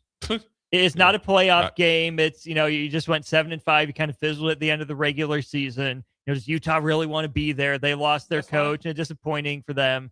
Some people try to tell you this game doesn't matter. I know. You sound like you can say that. Say it again, Austin. Some people try to tell you this game doesn't matter. So it's on you as a player to have that pride and say, you know what? This game does matter. Because to your point, let me show you. This is who I'm going to be. From this point forward, this is the player you can expect. Yeah. I worked an extra month for this opportunity. And if Utah doesn't want to care about this game and their guys are sitting out, good for them. So be it. That doesn't affect me. That doesn't affect us. We're going to go play, because why? We got another chance. Hey, you get punched in your face, you're going to start caring real quick. hey, you come out there Cadillac and get pistol whipped real quick. You go, you go, we in a game. Oh, that's what we're doing. Yeah. So let's go see. I would say let's go see. Let's go see how good these dudes are. Mm-hmm. Let's go see. Let's just go see. And let's go see how much they want to play. Do the dragging out to deep water. Don't get dragged. Oh, yeah. Yeah, let's go see. Let's just jump in there. Right now. Let's not even deal with the little kiddie part. Let's just go in there and let's just see like where they're at. And then, the rest of, take care of itself and that. But you got to have the right mindset for that. Yeah. It can't even be a lot of talk. Like right now in that hotel, it's got to be like eerie quiet. I remember this like yesterday when we were about to play Florida, and you could feel the excitement. I mean, you just feel it. Obviously, you can feel the excitement. You've been waiting the whole day to have your pregame, like our pregame meeting before we go to the stadium. But before, say the meeting started at 3. Before that, 150 guys. It's eerie quiet in there. Mm-hmm. Like, you know what I mean? I mean, because it's ready to like overflow, but the intensity and the mindset is hard to describe. I mean, it's eerie. It's very it's very cutthroat. It's very intense. It's pure. But if the regular person accidentally walked in there, they were like, oh, I'm not supposed to be here, because the looks that they would be getting, the vibe, the energy that they would get, it would be like, this is not going to work out well for you. No. Right now, you know what I mean? Mm-hmm. So that's where if boots were on the ground down in Las Vegas, sometimes you'd see some media guys that they would try to get, like, especially like if you play a big game in the pros or something like that, you see them walking through the lobby. They're not looking to see what you're doing. They're getting a vibe off of where you're at. A lot of that times that'll tell you exactly what's going to happen the next day or the next night or whatever. And remember, actually, my favorite, I know a lot of people don't like him. I love Gus Johnson. I love Gus Johnson because he's funny, man. I love that dude, man. We were down in Oklahoma. Now I can admit it. I was down there at Oklahoma. And so the statute of limitations for that one is up, but yeah, not the Natty. Yeah, because they got that. Not the Natty, really? Hold on, they got that NCAA thing. Oh, okay. Yeah, so all right. So I was Deal, fine, all right. And we came out of team meeting, and Gus was just kind of like creeping around. He's like, "What's up?" He's like, "What's up, man?" I was like, "What's up, Mr. Johnson?" He's like, "Yeah, you can call me Gus." He's like, "Yeah, I'm just walking around." He's like, "I'm just trying to get the vibe." He's like, "I think you guys are gonna try to be physical with them tomorrow." And that was with Lincoln Riley. Now we're probably too physical, because I think my man Cam Jerkins got a couple persons. Remember, he drove the dude all the way into the Gatorade, got a personal foul. I'm fine with that. But we weren't physical enough because we had blocked extra point and went 2 and stuff like that, and had like 85. When we had 80 yards of offense and 80 yards of penalties, whatever. Yeah. But that's just part of how it goes. But you're trying to set the tone. Yeah. It's Nebraska, Oklahoma. Yeah. They were clearly the favorite team, the better team. If that's what it takes, you don't want to be fake tough, right? There's a fine line, right? Be physical to a point, but with a purpose, right? Yeah. If you need to go above and beyond, like, that's the thing, Jay. I've said this for Nebraska football. I've said this for Nebraska, but men's basketball, even baseball to a degree. Who's the tone setter? Who's the edge? Where is the edge? That's a great question. That's what I think Nebraska needs to rediscover. It can't be everyone on the team, but you don't want to go, full, black hole Raiders or anything, but who on the team is that guy? Say that again. You don't need to go full, black hole Las Vegas Raiders, fan base or whatever. Why not? Because no one likes the Raiders, Okay, that's fine. Come on. Like, you don't want to be like that fan base, that reputation, but as a player, right? You can be like the 1970 Raiders. Sure. Where's the little nasty, right? Don't be afraid to drive the guy down. Don't be afraid to give him a little push, or use him to help you stand up, because it's great to have nice guys that love their teammates, and that's great. But Jay, there's the competitive, switch that gets flipped. That you're a different person between the lines. When the light comes on, people gave JJ McCarthy some crap for it. There's JJ off the field and number 9 on the field. Where is that for Nebraska? It doesn't have to be everyone, but where's the guy that can bring that out of Nebraska? Maybe it's, going one step too far once and getting away with it. Maybe it's saying one thing that's, not PC or whatever that gets everyone fired up. Where's the edge? Yeah. Where's the toughness? Yeah. Where's the spark? Yeah. I mean, if you don't have it in the team, then you're going to have a coach or a former player bring that type of intensity and bring it out of it. Sometimes you need to demand it out of them. That was what made, the pipeline, where it was like Brendan Stein and Zach Wiegert and those guys. Actually, the most nasty guy on that offensive line of the original pipeline was my man Joe Wilkes on Buddha. Nasty. I mean, I'm telling you, I think he was a walk-on, kind of had to work his way, onto scrappy, fight for everything. Fight you. I remember he graduated. He was like, "Hey, man, I'm done. He's like, I'm going to the Bengals, and I think he just got released by the Bengals, waiting to get picked back up. He's like, hey, man, if you ever get in a fight on O Street, just call me. I'm ready. I love that. Nice seeing you. Right. I mean, that was it. Because he was like, what are you doing? I was like, I'm going down, and I actually was in the spring, and he was, with the Bengals. He's like, yeah, hey, this is my number. Hey, you guys get into something. Don't worry. I'll be right there. I ain't hard to find. That's where you got, like, Christian Peter, and even, like, people don't know, like, Terry Keneally and those guys. Terry Keneally is probably one of the nicest guys walking around, like, right, like, he got on the field, dude. He looked like he was crazy. Like Dwayne Harris and all those guys. So it was all kind of, yeah. I mean, if you got to have that. In the one thing I will say, this is where I knew Notre Dame was different under Marcus Freeman. When they went out to USC last year, right? Mm-hmm. And you remember they had the slow motion replay where the offensive lineman from Notre Dame punched the guy from USC in the face. Yeah. And not in the face, but in his face mask. Yeah. That's not that's a different type of mentality. That means they were playing a little bit different with a different type of mentality. Yeah. Led to some great things for him. Led to some, right now the tone is set in there. You got to have a little bit nasty. They went down to Texas A&M and beat them in a full-fledged dogfight. Mm-hmm. And you can't fake it. It's got to be in you, but you got to find ways to get in tune with it. Yeah, you can be nasty. You can be physical. You can play to inflict pain / hurt somebody. You don't play to injure them, and you don't play stupid. Mm-hmm. And there is a difference. Yeah, that's why aggressive is not reckless. Physical is not malicious. When Draymond Green is on that line, he's a Hall of Fame player. Mm-hmm. When he goes above that line, he's a negative Hall of Fame player. Mm-hmm. When he doesn't reach that line, he's always on. But yeah, when he's playing passive, he's a detriment. But when he is on that line, he's a problem.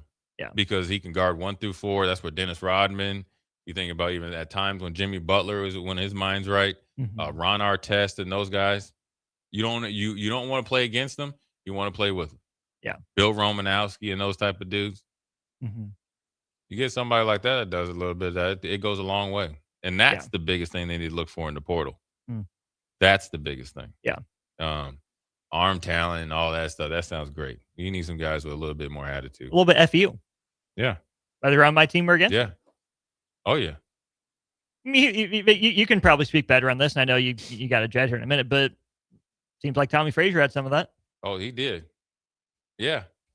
Oh, yeah. I mean, look. But Tommy would listen. You didn't have to like Tommy, but I'll tell you something. Get in those white lines. There's nobody else that I would take right now as a quarterback. You need a big play, he'll do it. He'll push you. He'll prod you. He'll challenge you. He'll be there for you as a teammate. What else can you want? We don't need to go out for ice cream. We've got to win. Tommy needs something. Everybody, we'll be there. You need something, Tommy will be right. It's the way it is. Period. Ran into him one time in the Charlotte airport, chopped it up with him. Just laughed about old time. I mean, we battle, dude. So yeah, that's what they need, a little bit of that. But they need to bring a little bit of that because you can recruit that if you start to foster that tomorrow at 2:30. Jay Foreman, Austin Orman. We're going to take a quick break. It's about to be on. And popping? Yeah.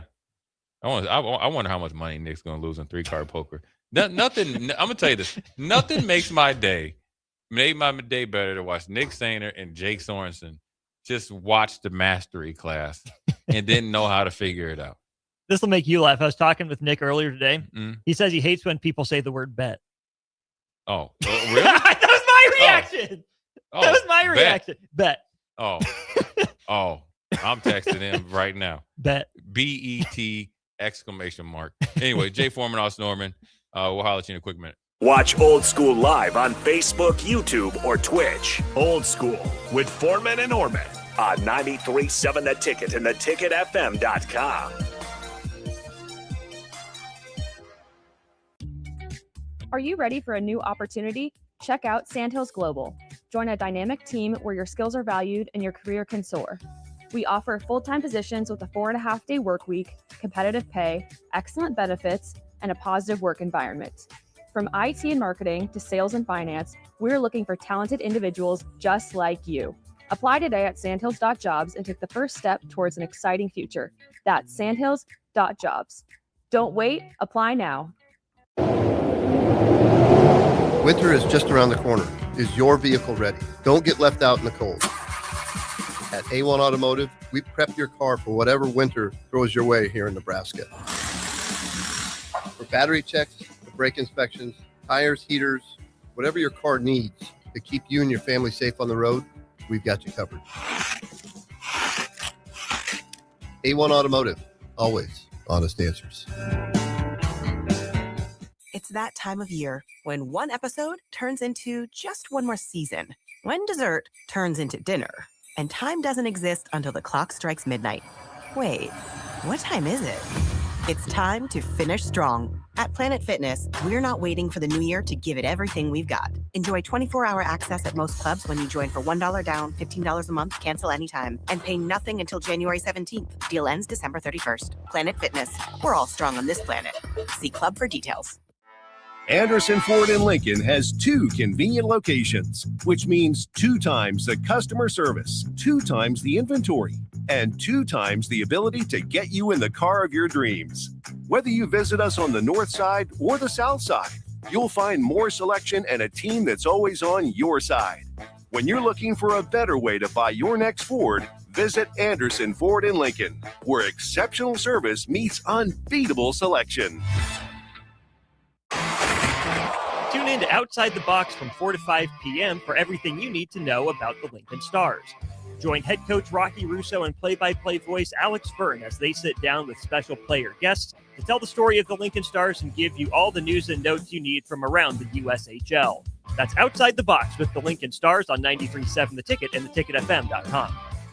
Hi, Sean Callahan here for Coppell Chevrolet GMC, the #1 fastest growing GMC dealer in the Omaha and Lincoln area. We are going to keep this train rolling in a big way with new half-ton and 4x4 pickup trucks starting at $12,500 off list price or 0% financing. You heard that right, $12,500 off list price or 0% financing. You pick which one works better for you. Please stop on in the dealership and meet the team or check us out at koppelcars.com. Stock number C280930. All deals with approved credit. Hey, Husker Nation, this is Todd Euler, 2-time national champion, here to talk to you about Window World Lincoln. At Window World, we specialize in replacement windows, doors, siding, and roofing. Whether you're looking to enhance the beauty of your home or increase its energy efficiency, we've got you covered. And here's the best part. We offer the best for less. Our team is dedicated to providing top quality products and exceptional service at affordable prices. We want to earn your business and make your home improvement dreams a reality. So why wait? Contact Window World Lincoln today at 464-7313 or visit our website at windowworldlincoln.com.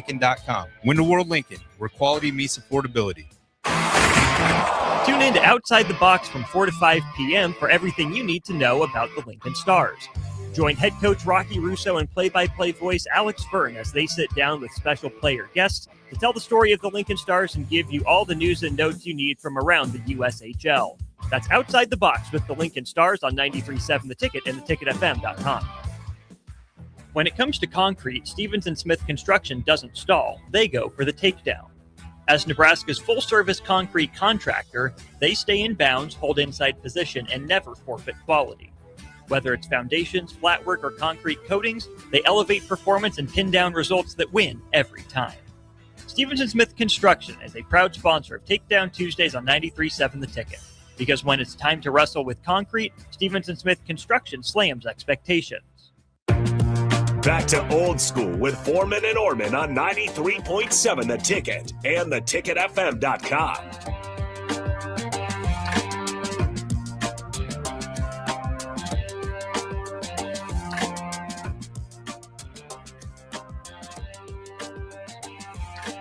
That's right. Welcome back in. It is old school, halfway home here on a Tuesday. That's right. We're still here in the 4 o'clock hour, and we'll be with you in the 5 o'clock hour as well. Full 3-hour edition of Old School. Jay Foreman out the door. Got some business to handle. You're stuck with me. I'm Austin Norman here for the remainder of the show. Lots still to get to, including a big thank you to one of the sponsors here on Old School, including Heartland of Nebraska Windows. They're based out of Hallam, Nebraska. They offer a free estimate, full window replacements, all vinyl triple pane windows, and a lifetime warranty on everything while keeping their prices affordable.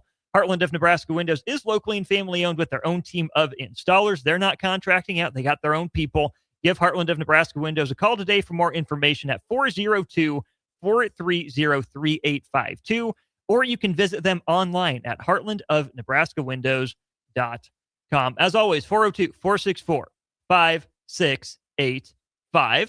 If you have anything you want to chime in on, whether it's Nebraska football related, we'll wrap up this hour with some Husker football talk. And then in the 5 o'clock hour, plenty on Nebraska men's basketball. Husker hoops back in action tonight. 8 o'clock tip-off against New Hampshire. I'll be down there post-game coverage. Myself, Harrison Orange, coming up at 10. But on the Nebraska football front, interesting article from The Athletic. Not Mitch Sherman writing for them, based here in Nebraska. This was, I believe, a Sam Kahn, who's doing part of a series, a GM Spotlight series, and he reached out to Pat Stewart. Kind of got Pat Stewart's backstory and his thoughts on what's going on in college football in this day and age. And so we're just going to kind of take this question by question, go down the line. So you got his backstory, Pat Stewart's, that is, to begin with. He was asked by Sam Kahn why he wanted to move into college football. And interesting answer here from Pat Stewart. He says, I talked to a couple other schools that reached out to me, but after those phone calls, I told my wife that I didn't feel like those schools knew what they wanted. They seemed to want an NFL guy just to say they had an NFL guy. I was only going to do this if it was with a head coach that I knew. And obviously, Matt Rule is one of my good friends. So it made a lot of sense. Okay, interesting quote. A lot of schools not necessarily knowing what they want, maybe just going for name recognition, brand recognition, saying you can have an NFL guy, not knowing what exactly it is comes with it. That leads into this. How different is the personnel and roster management philosophy in the NFL compared to college? I wanted to talk with Jay about this. Maybe we can bring this up a different time. But Pat Stewart echoed a lot of what Jay said and what I've intuited. Here's Pat Stewart's answer, how different, roster and personnel management is in the NFL compared to college football. Here's Pat Stewart. He says, it does differ a little bit. The head coach is the face of the program in college football. A lot of the times in the NFL, it's going to be a couple of players plus the head coach. Let's just pause there. Jay and I were talking about this yesterday, right? Marcus Freeman going back to Notre Dame, not to the NFL. Is there a difference between what makes a good college football coach versus an NFL coach? Will more college guys get the look in the professionalization era of college football to make the jump to the NFL? I kind of intuited this, and Jay seemed to back up a lot of what I was saying, and that in college football, yeah, it's the head coach with a lot of latitude to make changes, a lot of free reign given to remake the organization in his image. Go raise the money. You can do pretty much what you want. Jay, of course, gives the example on the NFL side from his time in Buffalo. Bruce Smith, Thurman Thomas, they can go right up to Ralph Wilson, Mr. Wilson, the owner, not even have to go through the head coach or a position coach. Whereas if you're, little old Jay Foreman, as he would say, you got to go through the proper channels. And Pat Stewart seems to validate that. The head coach is the face of the program in college football. A lot of the time in the NFL, it's going to be a couple players plus the head coach. Pat Stewart goes on to say, and none of this works if there's not a collaborative effort of everybody to see things the same way instead of my guy versus your guy. In college or the NFL, it's not going to work if one guy gets his way all the time. No team is going to be successful if the GM gives the coach a bunch of players that he doesn't want to coach. There you have it. Someone has to have the final say. Sounds like Nebraska ends up wanting to make those decisions more by committee as opposed to my way or the highway, whether that's the head coach getting the final say, GM Pat Stewart getting the final say, or whoever else down the line. Here's this then from Pat Stewart, his biggest learning curve when he arrived at Nebraska. He says, definitely recruiting in the game of recruiting, like how many guys you're targeting at different positions. To build a team, you don't just collect talent, but at the same time, you do need some difference makers. In college football, you pay the premium for a running back that in the NFL, maybe you wouldn't. There's a little different positional value. Now, here's the money quote, and I think this can really tie back to what it was Jay and I were talking about to lead the show. Jay mentioned the changes that could come or that need to come to college athletics. I brought up the Dan Hurley quote that he gave to Matt Norlander of CBS Sports regarding, quote unquote, the shield in college basketball and who's looking out for it.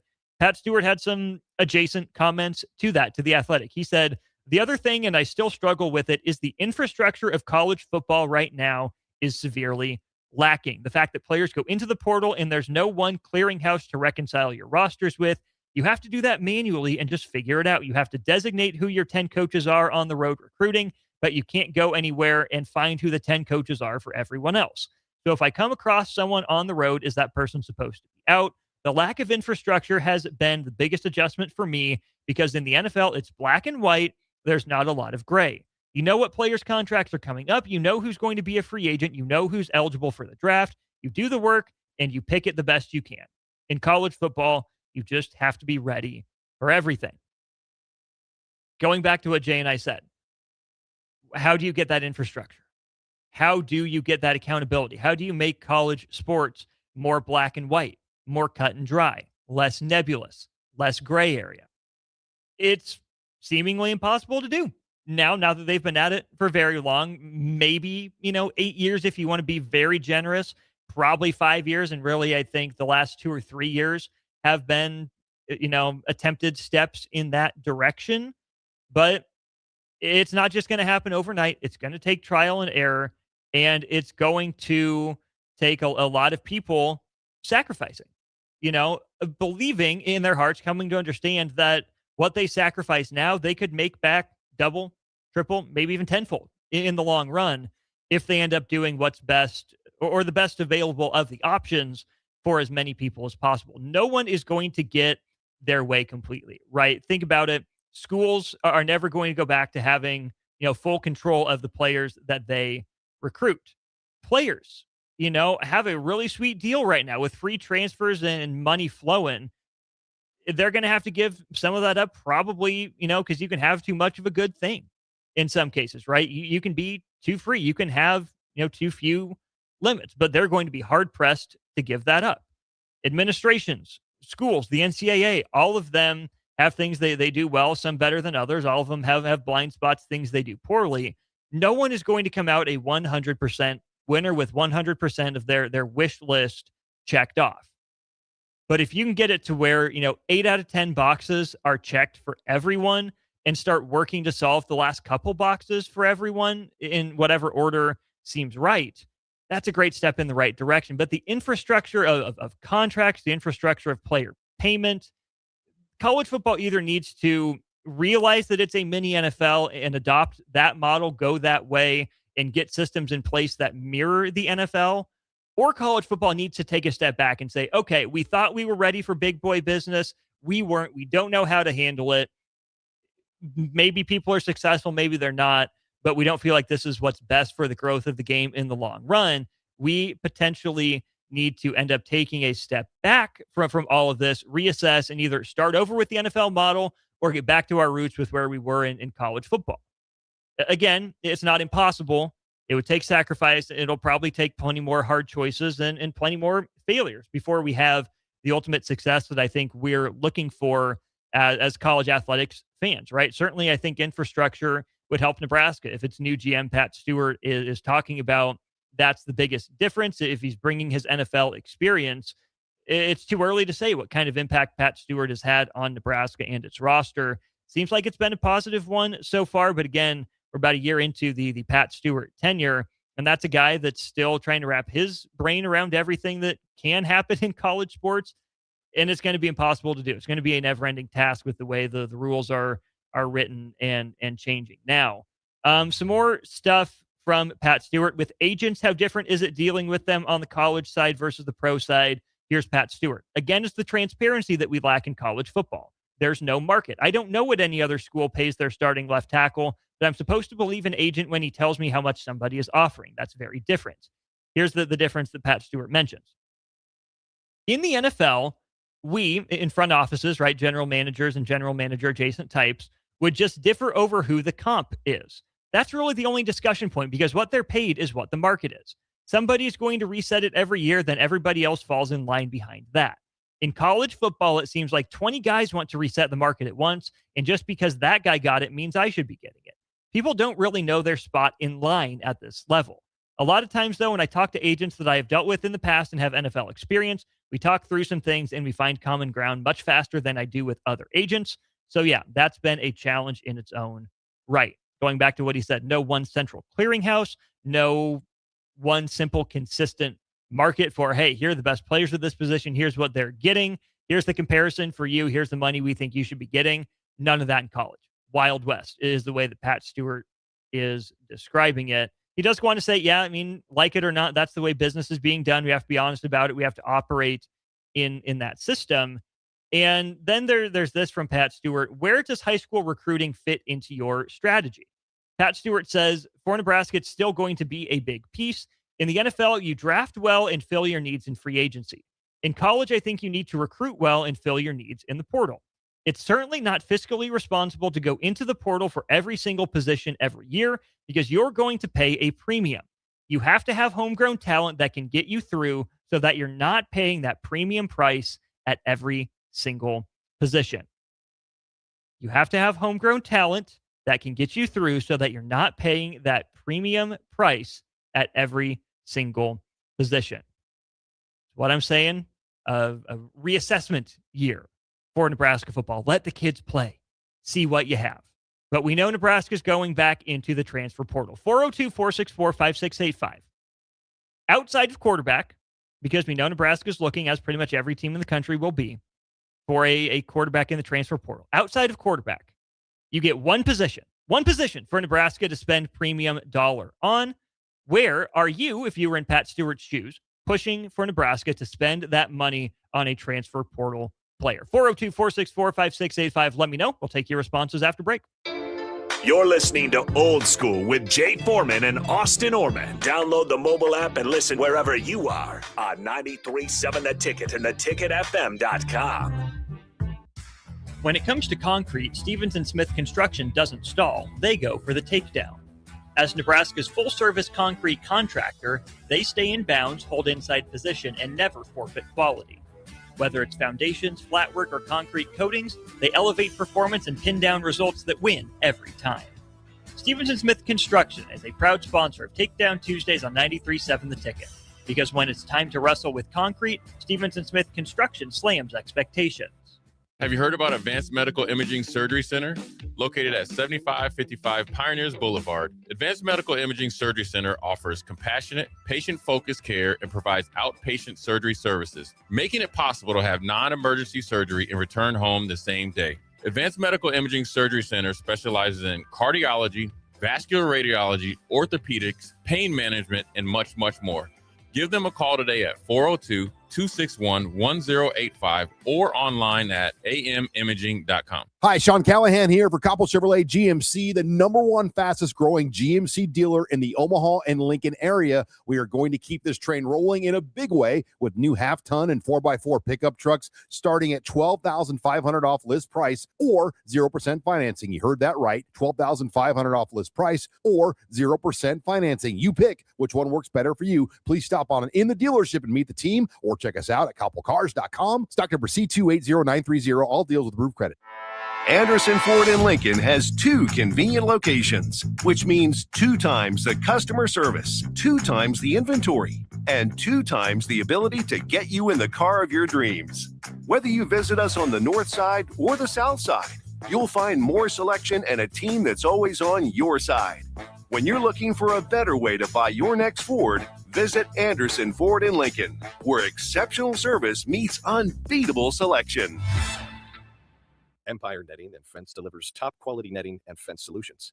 From major sports venues to backyard installs and everything in between, coast to coast. We take on tough jobs with grit, integrity, and a strong commitment to safety. Empire is growing, and we're hiring motivated people ready to grow with us. We build each other up, and we're building something big. Think you've got what it takes? Apply now at empire-fence.com. That's empire-fence.com. It's that time of year when one episode turns into just one more season, when dessert turns into dinner, and time doesn't exist until the clock strikes midnight. Wait, what time is it? It's time to finish strong. At Planet Fitness, we're not waiting for the new year to give it everything we've got. Enjoy 24-hour access at most clubs when you join for $1 down, $15 a month, cancel anytime, and pay nothing until January 17th. Deal ends December 31st. Planet Fitness. We're all strong on this planet. See club for details. Tune in to 93.7 The Ticket all week for coverage of Nebraska football's appearance in the 2025 Las Vegas Bowl. Coverage of Nebraska football's bowl game is sponsored by Advanced Medical Imaging, Ben Bleicher with Professional Realty Group of Berkshire Hathaway Home Services, MWR Building and Fence, and Amigos Kings Classic on 93.7 The Ticket and theticketfm.com. For remote starters, audio upgrades, and more, there's only one place to go. Auto Sounds of Lincoln at 48th and O. Back to old school with Foreman and Orman on 93.7 The Ticket and theticketfm.com.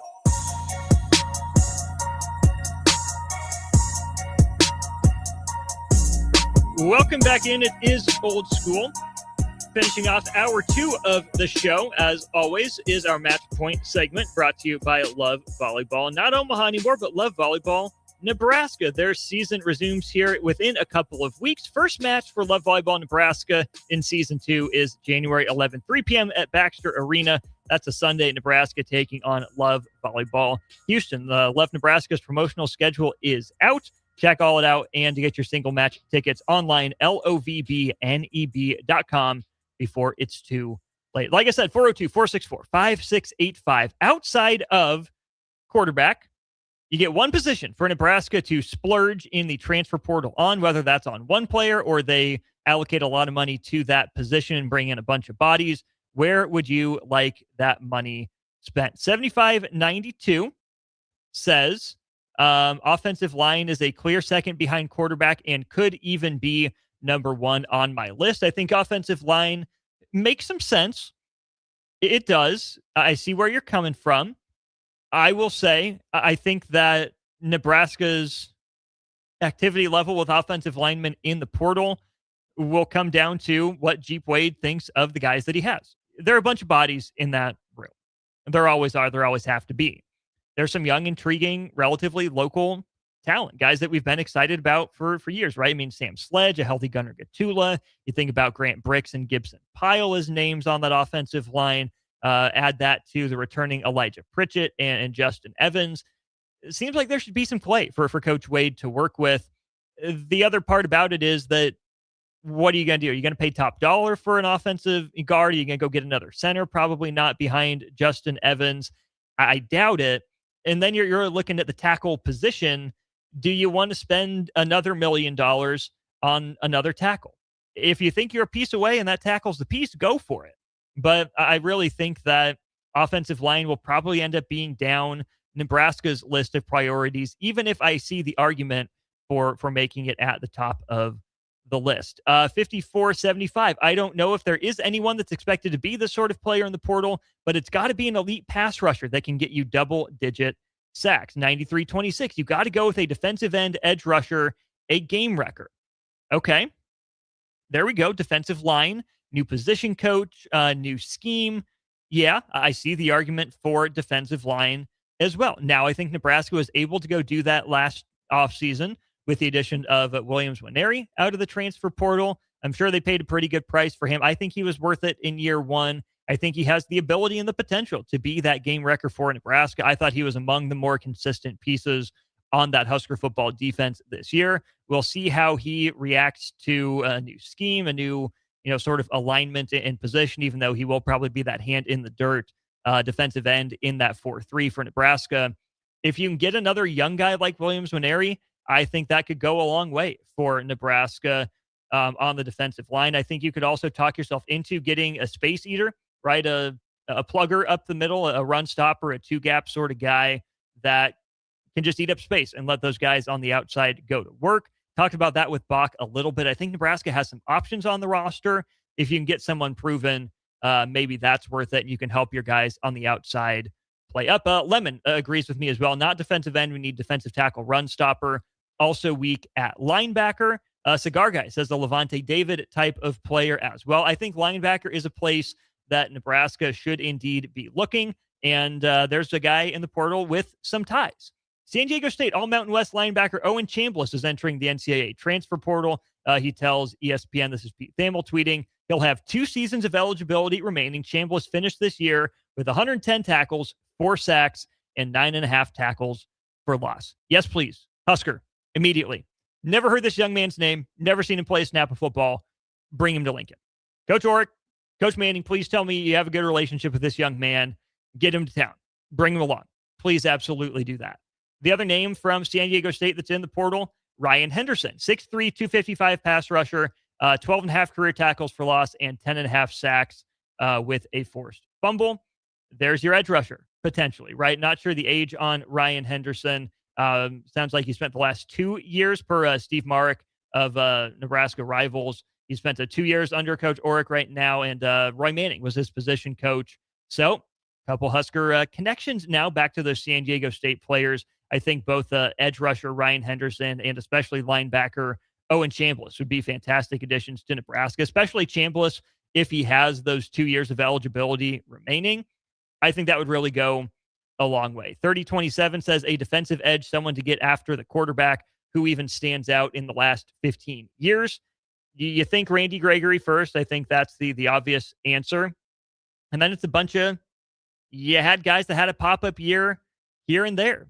Other than that, just a bunch of whatever along the lines. It's been a bunch of pass rush by committee more so than it's been a game-wrecking force. Nebraska has not consistently gotten home with 3 or even with 4 rushers toward the quarterback. Virginia Pirate chimes in. The lines are needed.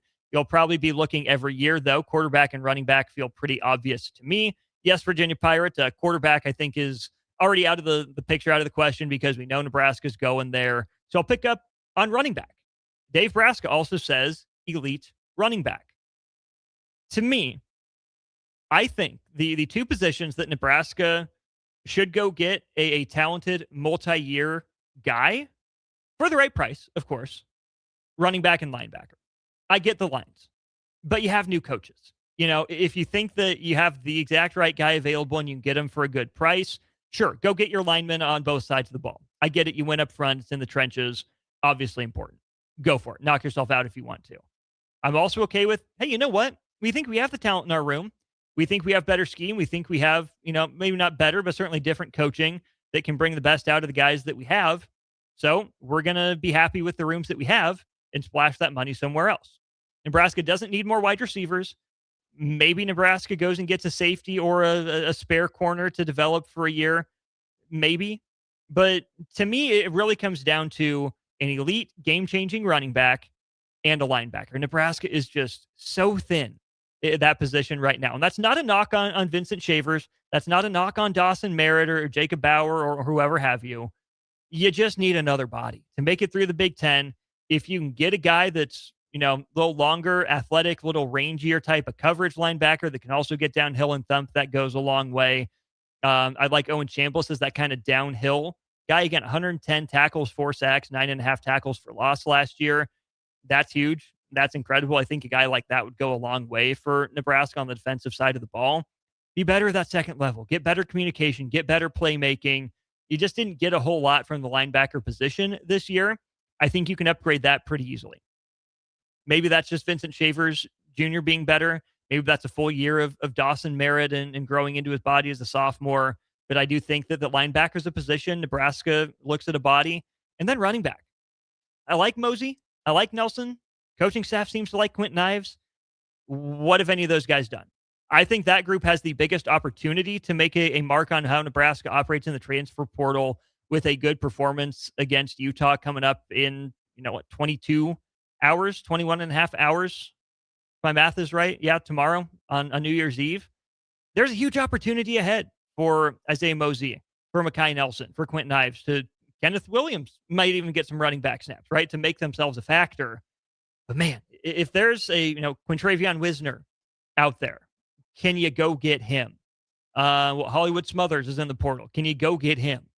A proven, no doubt, number 1 running back, whether it's TJ Lateef or the transfer quarterback to be determined later. I think we saw the power of an RB1. And again, even Pat Stewart said something like that. in that article I just read in the previous segment. Let me scroll back and find that pretty quick. Because he says it's, different in the NFL from college when you look at the roster and, philosophies when it comes to managing it.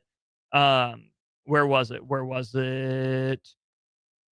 Yeah, he just said essentially, you can use a stud running back. And yeah, here it is. To build a team, you don't just collect talent, but at the same time, you do need some difference makers. In college football, you pay the premium for a running back that in the NFL, maybe you wouldn't. There's a little different positional value.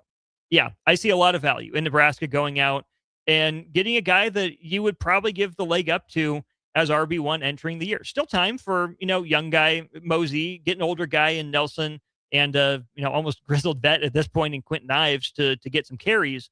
But, if there is a Charmar Brown 2.0 out there, right? A Ducker from Northern Illinois, someone like that, or a Wisner from Texas, anyone like that, I think you absolutely go get him. Mark, can Rocco invite some friends to join him on the offensive line? Well, Mark, unfortunately, Rocco Spindler is graduating. Was a big piece of Nebraska's success up front this year. Good interview, good guy to talk to. Spoke in front of the media quite a few times, but he will be out of there. So with that, we will wrap up our transfer portal discussion for Nebraska football. Nebraska men's basketball is back in action tonight. Husker women's hoops lost a tough one to USC yesterday, 74-66. We'll talk about that as well. But with Nebraska basketball back in action, New Hampshire tonight, Michigan State on Friday, I put together my list of the biggest, most important regular season games so far of the Fred Hoiberg era. I got my list of 5 and some honorable mentions. Think back regular season only. Important games, key games so far in Fred Hoiberg's tenure. We'll talk through that to lead off hour 3 of Old School. Watch Old School live on Facebook, YouTube, or Twitch. Old School with Foreman and Orman on 93.7 The Ticket and theticketfm.com. This is Lincoln's home for sports talk on the FM dial. Also online at theticketfm.com. On the internet. KNTK FM Firth, 93.7 The Ticket. When it comes to concrete, Stevens & Smith Construction doesn't stall. They go for the takedown. As Nebraska's full-service concrete contractor, they stay in bounds, hold inside position, and never forfeit quality. Whether it's foundations, flatwork, or concrete coatings, they elevate performance and pin down results that win every time. Stevens & Smith Construction is a proud sponsor of Takedown Tuesdays on 93.7 The Ticket. Because when it's time to wrestle with concrete, Stevens & Smith Construction slams expectations. It's that time of year when one episode turns into just one more season. When dessert turns into dinner. And time doesn't exist until the clock strikes midnight. Wait, what time is it? It's time to finish strong. At Planet Fitness, we're not waiting for the new year to give it everything we've got. Enjoy 24-hour access at most clubs when you join for $1 down, $15 a month, cancel anytime, and pay nothing until January 17th. Deal ends December 31st. Planet Fitness. We're all strong on this planet. See club for details. All right, Lincoln, if you're a diesel technician who's ready to earn up to $40 an hour and you're tired of working nights and weekends, listen up. Inland Truck Parts and Service is hiring experienced diesel technicians right here in Lincoln, and they're offering what every hardworking tech wants. Monday through Friday hours, no nights, no weekends, and paid training on advanced diesel technology. With 37 locations across 12 states, career advancement opportunities are endless. Start building towards your future and apply today at inlandtruck.com. That's inlandtruck.com. Or text APPLY to 785-369-1320. January is your reset button. This January 10th, Farrell's Extreme Body Shaping in Lincoln is kicking off our 10-week challenge. We combine high-energy kickboxing, powerful strength training, and simple, proven nutrition to deliver real results in just 10 weeks. For a limited time, get $150 off when you enroll today. No gimmicks, just coaching, accountability, and a community that pushes you to win. Spots are limited, so don't wait. Visit fxblincoln.com and start your strongest year yet at Farrell's Extreme Body Shaping. 2 locations, South 40th and Yankee Hill, North 70th and Vine. Farrell's Extreme Body Shaping, changing lives 10 weeks at a time. Tune in to 93.7 The Ticket all week for coverage of Nebraska football's appearance in the 2025 Las Vegas Bowl. Coverage of Nebraska football's bowl game is sponsored by Advanced Medical Imaging, Ben Bleicher with Professional Realty Group of Berkshire Hathaway Home Services, MWR Building and Fence, and Amigos Kings Classic on 93.7 The Ticket and theticketfm.com. Have you heard about Advanced Medical Imaging Surgery Center? Located at 7555 Pioneers Boulevard, Advanced Medical Imaging Surgery Center offers compassionate, patient-focused care and provides outpatient surgery services, making it possible to have non-emergency surgery and return home the same day. Advanced Medical Imaging Surgery Center specializes in cardiology, vascular radiology, orthopedics, pain management, and much, much more. Give them a call today at 402-261-1085 or online at amimaging.com. Anderson Ford in Lincoln has 2 convenient locations, which means 2 times the customer service, 2 times the inventory, and 2 times the ability to get you in the car of your dreams. Whether you visit us on the north side or the south side, you'll find more selection and a team that's always on your side. When you're looking for a better way to buy your next Ford, visit Anderson Ford in Lincoln, where exceptional service meets unbeatable selection.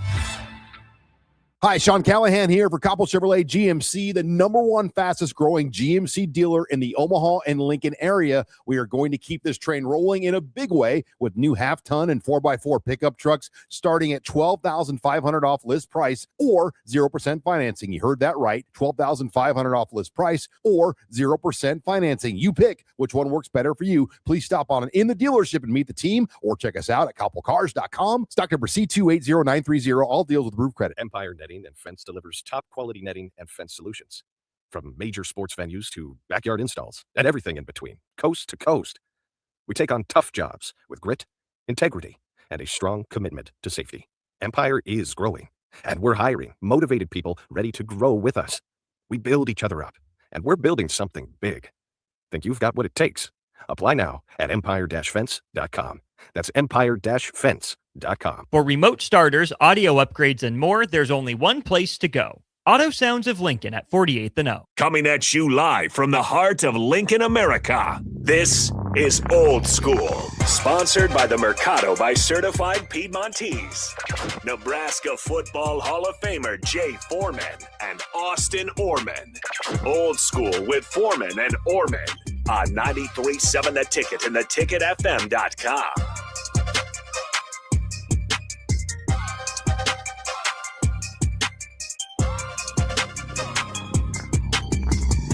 That's right. Welcome in. It is hour 3 of Old School on a Tuesday. Not often that we get to hang out for 3 hours here on Tuesday.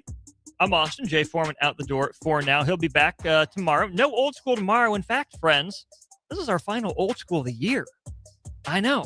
Next time we'll have Old School after today will be Friday, coming at you from 3 till 5. Got a special event with Mike Smith, host of your weekly Disrupt at 5. We'll have 2 hours for you on Friday. But don't worry, you hear from Jay and I tomorrow as well. Obviously, pregame cover. J1 Automotive Ticket Tailgate pregame show makes its return beginning at noon tomorrow. 2.5 hours of pregame ahead of Nebraska, Utah, and then holding down the fort back here for postgame one final time. It'll be myself and Jay Foreman. So pretty much, just push Old School back a couple hours. We'll start postgame coverage as soon as Nebraska and Utah are done from Vegas. Jay and I will take you through till you have run out of thoughts on Nebraska football for the year. And then, of course, we're lucky that the year starts over the very next day, and we'll be back with plenty more Husker football thoughts for 2026 and moving forward coming up on Friday. Coming up also on Friday, Nebraska men's basketball versus Michigan State. Feels like this team has kind of slipped out of the conscience in Husker Nation just because of the long break. It's been a while since Nebraska last took the floor against North Dakota. That was before Christmas. They're back in action tonight against New Hampshire. One final tune-up game, one final non-conference game as Nebraska will begin to turn its attention back to Big Ten play. Nebraska, of course, sitting at 12-0 right now. Nation's longest winning streak of 16 games intact as the Huskers welcome the Wildcats of New Hampshire to Pinnacle Bank Arena tonight. One final tune-up before conference play resumes with a big one. Michigan State, Tom Izzo, they come down from East Lansing. Another 8 o'clock tip for the Huskers coming up on Friday. And for my money, that game could end up being, a top 5 regular season game, top 5 biggest regular season game for Nebraska in the Fred Hoiberg era. Is it? maybe some of that we can judge in retrospect, but it feels like with this Nebraska team being undefeated, presumably undefeated heading into that game, presumably riding a 17-game win streak, that could be one of, if not the biggest regular season games in Fred Hoiberg's tenure at Nebraska. You think about the postseason, right? Obviously, the NCAA tournament appearance, sure, maybe the Crown Championship squeaks in there. Nebraska was playing for something. I would even throw the Big Ten semifinal game against Illinois in the big game rankings from that team that made the tournament in 23 and 24. But just paring it down to the regular season, I landed on 5 games with some help from crowdsourcing people that I trust in their opinions on the most important games, whether in the moment or now looking back in retrospect, the biggest regular season games of Fred Hoiberg's tenure. The honorable mentions in descending order. So we'll go essentially 8-7-6 and then 5-4-3-2-1. Road win at Indiana in 2023-24. Nebraska 19-8 with wins over Michigan State, Wisconsin, and Purdue at home. But Nebraska had just recently lost 3 out of 4 games. This team that went to the tournament. Okay. One of just 2 Big Ten road wins for the year. The other one came at Michigan. So Nebraska goes into this Indiana game without a win on the road in conference play against a team in Indiana that was sitting on the bubble, right? This is a game that Nebraska, you felt like was in the tournament, but after the disappointment that ended up being the 2017-18 team, you just were never quite sure. You just didn't know exactly where Nebraska stood. Indiana was 14-11 at that point going into the game, really fighting for its tournament life. And Nebraska comes out and puts on an absolute clinic. 51 points in the first half. They lead by 20, end up winning it by 15, final score of 85-70. And I remember thinking back, that's where to me, it felt like, okay, Nebraska's in the tournament. They have those 3 marquee wins, Michigan State, Wisconsin, and Purdue at home. They got at least one on the road in Big Ten play, and that game at Michigan ended up being the final game of the regular season against the worst Michigan team of recent memory. It felt like Nebraska was going to end conference play with 2 road wins. They do. They go 12-8 in the conference, get the double bye, make it to the Big Ten semis. But I remember that Indiana game. I think it was Keisei Tominaga that went off. Yeah, he had 20 in that one, including 4 of 9 from 3. DeMarcus Lawrence had a big game as well, 19 points, second leading scorer for the Huskers. He was 5 of 5 from 3 in that one. That's the game where I felt like, okay, Nebraska is in the NCAA tournament, that they're not just playing for a berth, that they are actually in the tournament. I thought that was pretty big. Other big games that don't quite make my top 5, that home win over Michigan State in 2023-24. Nebraska had started 7-0, got whooped by Creighton at home that year, and then lost on the road at Minnesota to open Big Ten play. This is a Michigan State team that came in. Nebraska hadn't won in a while in that series. Tim Miles, of course, won 3 in a row at one point. Michigan State had kind of reclaimed control of that matchup and had won a bunch in a row. It was Nebraska's best shot at Michigan State in a while. I think Nebraska really needed that win over Michigan State to validate that 7-0 start to the year and the way that team in 22-23 finished the regular season. We'll get more on that team coming up here as we get into the top 5 as well. But that game against Michigan State, I go back to one of the best games I've seen played in person, a 7-point Nebraska win. Just a fantastic basketball game, back and forth. Neither team led by too much or trailed by too much. It was tight to the end, like it's supposed to be in the Big Ten. And it's that game against Michigan State that Nebraska won that I think really helped propel and kickstart the year that was to come. It did a lot of validation. You beat a name brand team. You did it on your home court because you had your chance there. I don't think you had to go to Breslin that year, which was helpful. Or maybe you didn't. It didn't go. I forget exactly how it worked out. But either way, you get Michigan State at home. You beat them. A good Michigan State team, plenty talented, but not dominant.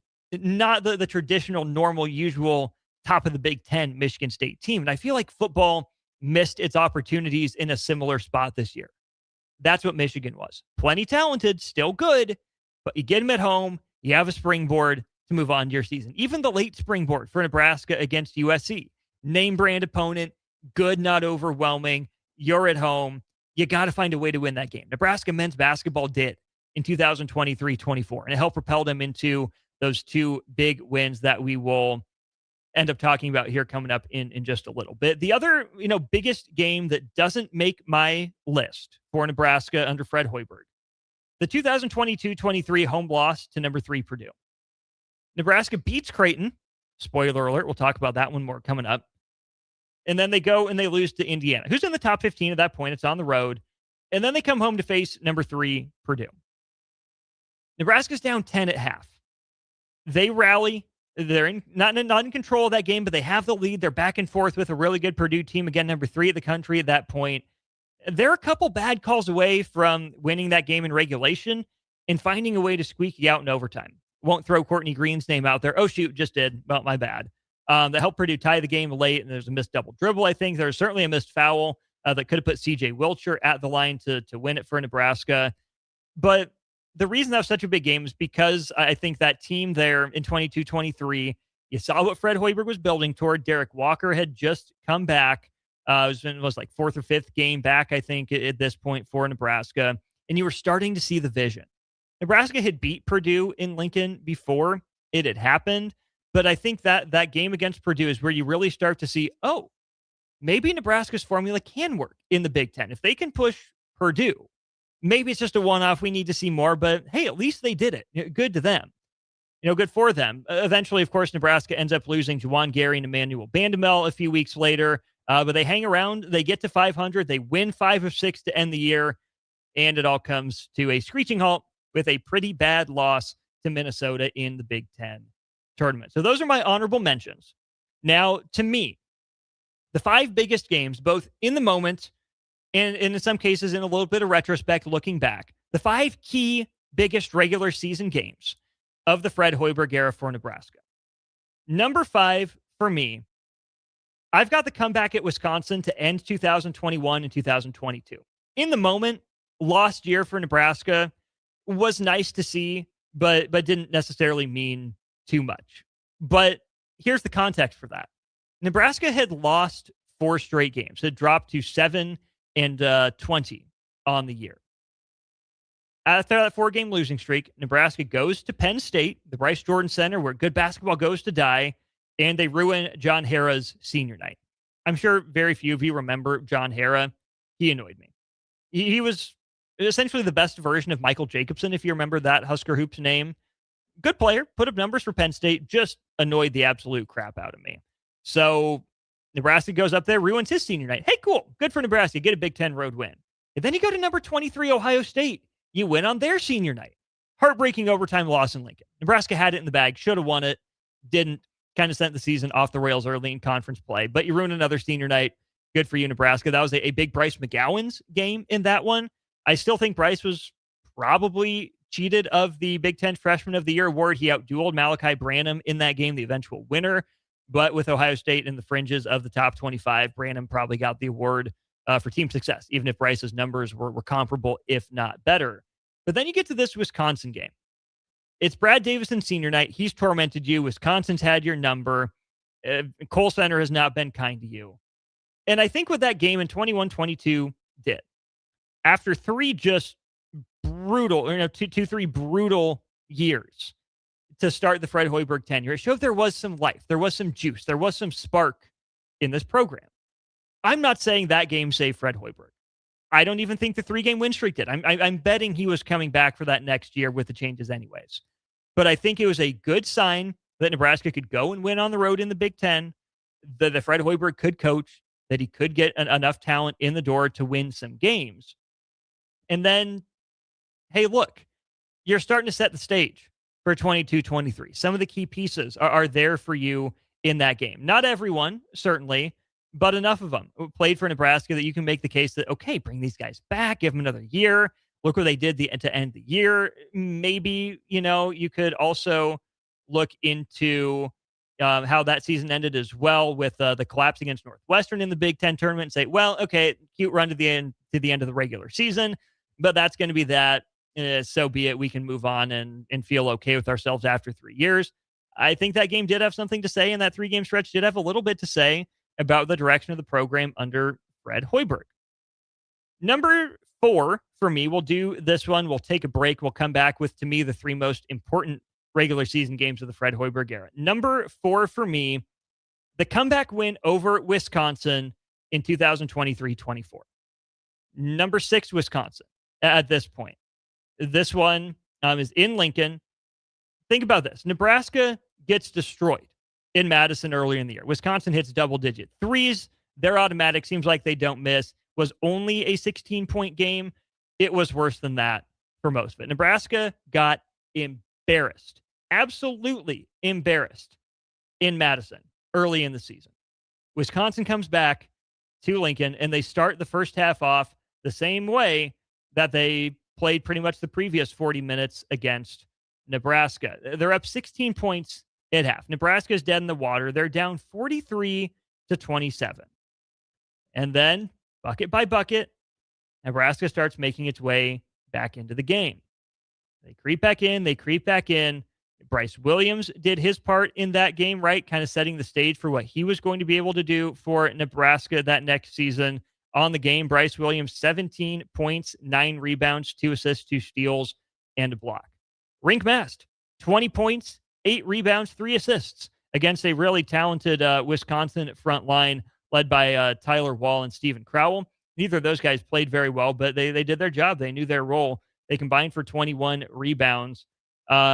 But, of course, it was the A.J. Storr show. And that kind of foreshadowed what Nebraska would struggle with in the Big Ten tournament. Terrence Shannon going nuclear. But A.J. Storr, 11 of 22, 6 of 11 from 2, 5 of 11 from 3, 28 points. Max Klesmit hit 3 threes. You also look at Chucky Hepburn, another return to Lincoln for him. He scored 13 as Wisconsin builds that 16-point lead over Nebraska. But they chip away. They get the game tied. They go to overtime, and they dominate the overtime period. Nebraska outscores Wisconsin 13-5. That game was tied at 67, headed to overtime. Nebraska puts up a baker's dozen in just 5 minutes of game time, and they win it by 8. Really important game for the team, obviously, but especially for the program. You tie the season series, you show some grit and some resolve at home, you beat a team that'd been a thorn in your side that you hadn't had much success against, and you do it playing your way. You get C.J. Wilcher, the contribution, right? Everyone eats with Nebraska's offense. Probably his best game as a Husker, certainly his most important game as a Husker. You see Rink Mast facilitating, holding his own against a good front line. You see Bryce Williams hitting timely buckets just to keep Nebraska just close enough, distributing, rebounding, one of the better games of Bryce Williams' career at Nebraska as well. It validated the Purdue win. That, again, we'll get to coming up here. Nebraska had done that. They beat Michigan State at home as well. It was another feather in the cap for Nebraska. Really the second to last feather, I would say, that Nebraska needed outside of that Big Ten road win at Indiana that I mentioned before. But it's a top 10 win. You get Wisconsin at home. You make up for the way they embarrassed you in their gym. Huge win for the program. Now, after that game, Nebraska would actually go on to lose 2 straight in overtime by 3 to Illinois. Bad 12-point loss. Nebraska no-showed at Northwestern. But it's after that game that Nebraska made a little bit of the switch. Michigan comes home, and Nebraska starts Josiah Alec in that one. Nebraska blows the doors off Michigan and Penn State. Then that Indiana win. They blitz Minnesota, lose a tough one at Ohio State that Nebraska was in a back-and-forth game in. They win 2 straight to end the regular season against Rutgers at home and then at Michigan. Beat Indiana in another Husker romp in the Big Ten tournament in Minneapolis before the deflating second half and the loss to Illinois that set the stage for Nebraska as an 8 seed in the NCAA tournament. So those are my honorable mentions, and those are my first 2 key regular season games for Nebraska. We have 3 more to get to after break, but first, Augie, appreciate you chiming in. Augie asks, do you think the BYU game is one of the pivotal games, even though it was preseason and didn't count? You know, maybe not. Fred Hoiberg has been very consistent with the way he's talked about this team. And Nebraska is a surprise to everyone but Nebraska, right? Fred Hoiberg was on CBS Sports today talking about this Nebraska team. He was asked again, when did you know this team was going to be so good? Did you know they have it in you? And Fred Hoiberg's answer, as it's been, is, well, when I saw him shoot the lights off at one of the first practices, we knew we could put this ball in the hoop. We knew this team had the ability to stretch the floor. Just needed opportunities to do it. Really wanted to upgrade the shooting. Of course, that came to fruition because Rink Mast had an incredible game knocking down the 7 threes like he did. Frager didn't make a huge impact in the scoring column, but certainly looked inspired in that exhibition against BYU. You also throw the Jamarcus Lawrence return in there, struggled from the field, didn't have his sea legs under him shooting, but Fred Hoiberg gave him credit for controlling the pace. Bearcade Buichtengel played a role. And yeah, Nebraska takes down a preseason top 10 team at home. I think it was pivotal more so for the fan base and outside observers. For those people that were skeptical, does Nebraska really have the juice? Is this the best Fred Hoiberg could construct? Even though Rob Wright III didn't play in the final 20 minutes and A.J. DeBonsa sat out the last few as well, Nebraska still found a way to win that game. Richie Saunders played. Keba Keita played. A bunch of BYU's role guys, had to take a step up, but they played. BYU wasn't a skeleton crew necessarily, and Nebraska found a way to win. I said it before, and I think that game validated what I was saying. I don't know how good Nebraska is going to be at the end of the year, but I know they're at least going to be interesting. Opening the season with an exhibition win over BYU, certainly eye-raising, certainly intriguing. I don't think that game is necessarily pivotal for that group, though, or in the context of the season. It doesn't sound from what Fred Hoiberg has said like that team needed a confidence boost. Like, it didn't sound like this was a team that, didn't know how good it could be or how good it was. It sounds like the way Fred Hoiberg continues to refer to this group is as a team that's about business, that knows what it's about, that comes into work every day, keeps its head down, works hard, unselfish, mature. Maybe for a young team, right? If that 22-23 team or 23-24 team had beaten BYU and had that to draw back on is, hey, look how good we can be. This is what we have to do to get back to that. Or, hey, this is how good we can be. We just got to remind ourselves of that every day. Maybe it would have been more pivotal for a team like that.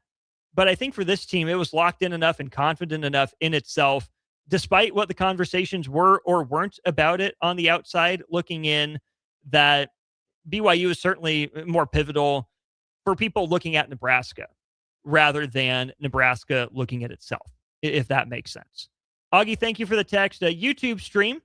We see you guys going off as well on Nebraska football. Have to probably chime in on that toward the end of the show. But for now, we're going to go to break. The top 3 regular season games, the key games, the biggest games of the Fred Hoiberg era for Nebraska. They're doozies. They're good ones. With Husker basketball back in action tonight, we'll talk about them next.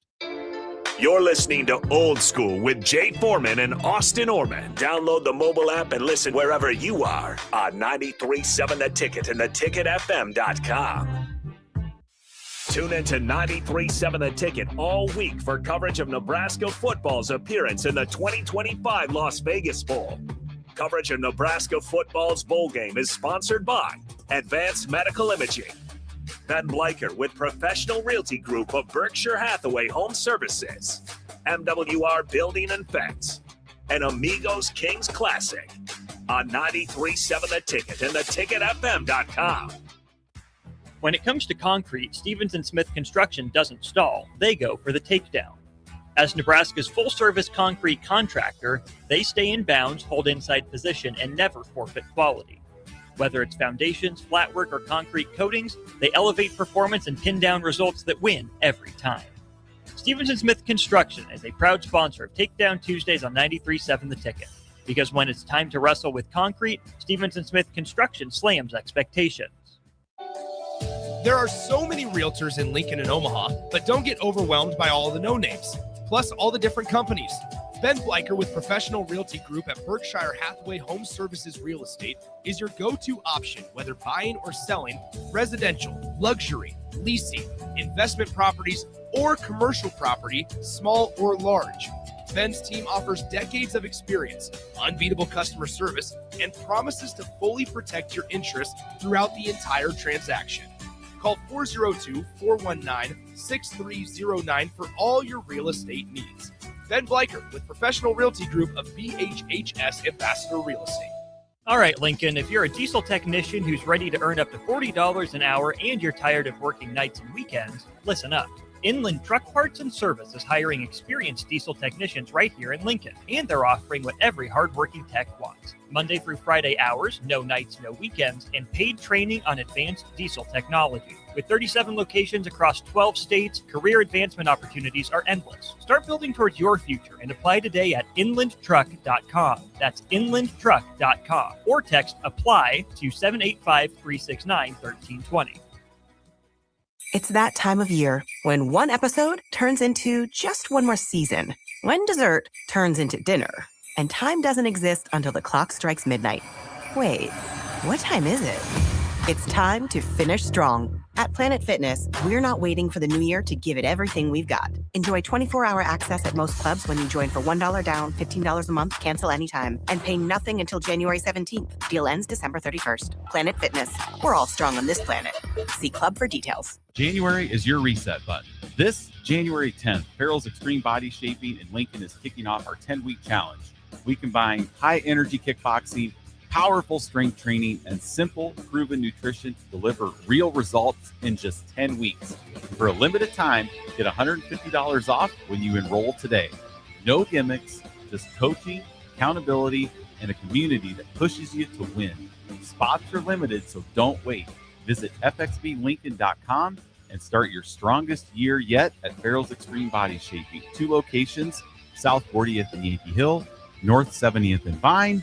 Farrell's Extreme Body Shaping, changing lives 10 weeks at a time. Have you heard about Advanced Medical Imaging Surgery Center?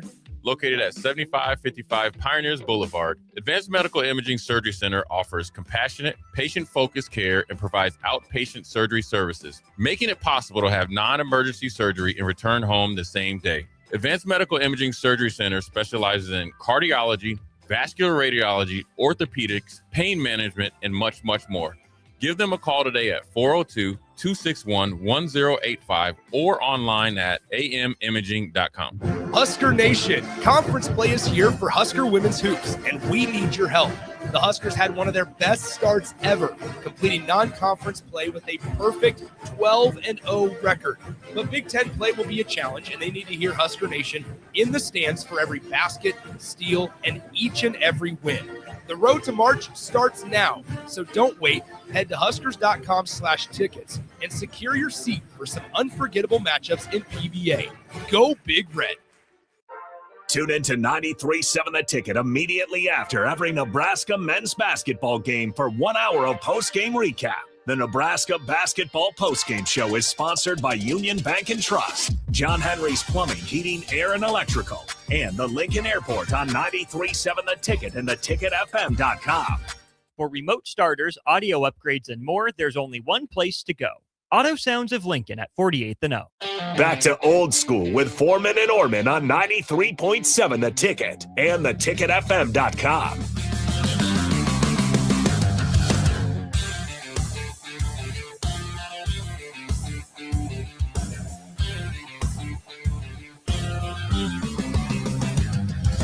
Welcome back in. It is Old School 93.7 Ticket, ticketfm.com. In case you didn't know, Jake Sorensen, Nick Sainer, DP, all headed out to the Las Vegas Bowl covering Nebraska, Utah tomorrow, New Year's Eve. Thanks to our co-title sponsors for making this trip and coverage from Las Vegas possible. First of all, Advanced Medical Imaging, AMI's Surgery Center, specializes in cardiology, vascular radiology, orthopedics, pain management, and more. Call them today at 402-261-1085 or go to amimaging.com. Shout out to our other 3 title sponsors coming here shortly. All great friends of the station. Really appreciate them. 3 title sponsors to tell you about later. 3 games of the Fred Hoiberg era to tell you about now. When we look about key games in the regular season, big in the moment, and maybe even just as big, if not bigger, in retrospect. Here are my top 3 games so far. Trying not to be prisoner of the moment, trying to set bias aside, but also trying to understand what these games meant then and what they mean now. A game that was certainly big at the time, but I think really instructive now. Nebraska-Creighton 2022-23. This one, obviously a rivalry game. This was Derek Walker's 4th game back. Nebraska's playing in Omaha at number 7 Creighton. The reason that this game is so big is obviously It's Nebraska's first win over Creighton in the series since 2018, and it's since turned into Nebraska winning 3 out of 4 in the series. Obviously, it's big because it's the I-80 rivalry, because it's red versus blue, and because Nebraska got back on the board. But the real reason, to me, that the 2022-23 win over Creighton was a top 3 game in the Fred Hoiberg era, to me, is because it looked like Nebraska found the formula. Think about how Nebraska won that game. Sam Griesel had, for my money, his best game at Nebraska. Final line for Sam Griesel, the North Dakota State transfer, as he comes back to Lincoln. 7 of 13 overall, 6 of 12 from 2, 1 3-point make on 1 attempt. Only 3 of 5 at the free throw line. We'll forgive him for that because 18 points, 12 rebounds, all defensively, and 7 assists.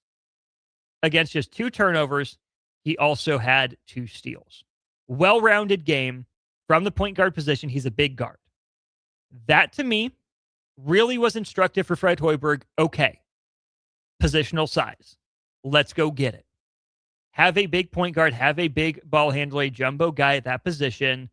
Get big across the board, get long, and see what happens. So Sam Griesel playing his best game, laying the foundation, the framework for what it is Fred Hoiberg wants. You think about Emmanuel Bandamel, he got a lot of different assignments in that game. He was on Trey Alexander at times. He was on Ryan Nemhard, Baylor Shireman at times. Nemhard, 3 of 13. Shireman, 4 of 12. Alexander, 3 of 12. 10 of, let me do some quick math, 10 of 37. 10 of 37 is what Creighton's guards shot against Nebraska. Sure, make or miss game. Creighton missed a lot. 10 out of a school record at the time, 40 3-point attempts for Creighton. They've since shot more than that against Nebraska a couple times. But so, yeah, Creighton shot poorly. Some of that's on Nebraska. You got to give them credit for it, though. Shout out Emmanuel Bandamel for that. But the other 2 guys I think really stand out for what Nebraska needed and what Nebraska could build on. You look at Derek Walker. Okay, Nebraska found its playmaking big. Derek Walker, 22 points, 8 rebounds, and 2 assists. He did not back down for a second from Ryan Kalkbrenner. Derek Walker, 6'8", 6'9". Ryan Kalkbrenner, pretty true 7-footer. Kalkbrenner was okay in this one, 5 of 8, ended up with 10 points and 10 rebounds, 5 offensive and 5 defensive. But Ryan Kalkbrenner was not a huge factor in that game. Little old undersized, non-traditional Derek Walker completely neutralized Ryan Kalkbrenner's advantages. Went right into his chest from the top of the key, was not scared of him, got a body, boxed him out, and darn near out-rebounded him on the day. 5 and 5 offensive and defensive rebounds for Kalkbrenner, 4 and 4 for Derek Walker. Only 2 assists on the day for D-Walk, but he was the guy making plays. It was that empty side pick and roll, kind of inverted pick and roll that Nebraska would go to with Derek Walker and Sam Griesel. They'd clear out the right side or the left side of the floor, let Sam Griesel back his guy down, have Derek Walker set a screen for him, play some booty ball, and Nebraska was off to the races. 63-53, the final score. Nebraska takes down Creighton in Omaha. The game that I think really unlocked the formula for Nebraska, and I think was maybe one of the better games of Juwan Gary's career. Maybe not the best game, but probably top 5 game at Nebraska for Juwan Gary. Perfect night from the floor for him. 5 of 5, made his 4 twos and his 1 3. Only got to the free throw line twice. But I mean, think about that. Griesel and Gary were the only guys shooting free throws for Nebraska, just 4 of 7 on the day. But Nebraska is not a team that necessarily seeks out contact or downhill drives. They prefer open space, open paint for easy layups instead of putting their head down and drawing fouls. They've been that way under Fred Hoiberg. So there's another part of the formula. Not a lot of threes. Nebraska only shot 12 threes, but they found a game plan that worked for them, and they stuck to it. But Juwan Gary, 12 points and 9 rebounds. You think about this game, and you think about the Kansas State game for Juwan Gary, the one where he ends up with double-digit rebounds, pretty much all of them on the offensive end, helping key Nebraska to a win in Manhattan the next year in 23-24. You got the best game from Sam Griesel. You got an incredible, control of the game from Derek Walker. You got the best version of Juwan Gary. And you snap a few game losing streak and say, hey, This is what we are now. This is how Nebraska is going to play basketball. Key moment then, because you beat Creighton and snap a rivalry losing streak, might be an even bigger game of the Fred Hoiberg era in retrospect. Number 2, for me, was just a few weeks ago. Nebraska's road win at number 13 Illinois this season. Obviously big in the moment. Top 20 Nebraska going to top 15 Illinois. It's a big win now. It could even be bigger in the future. I mean, think about the context around this game. Oh, Nebraska men's basketball, nation's longest winning streak. It's going to come to an end in Champaign. Illinois is really good. They got size. They're playing pretty well right now. They're battle tested. They're at home. Good for Nebraska. They've had a great start to the season. This doesn't knock them off course at all. What a great year Nebraska's having. It'll be tough in Champaign, but hey, shout out to the Huskers. It ought to be a fun one. Well, it was fun because Nebraska ended up winning. Nebraska didn't just go looking to hang around. Nebraska didn't just go happy to be there. Oh, yeah, well, we're on the road. People expect us to lose, so let's just roll over.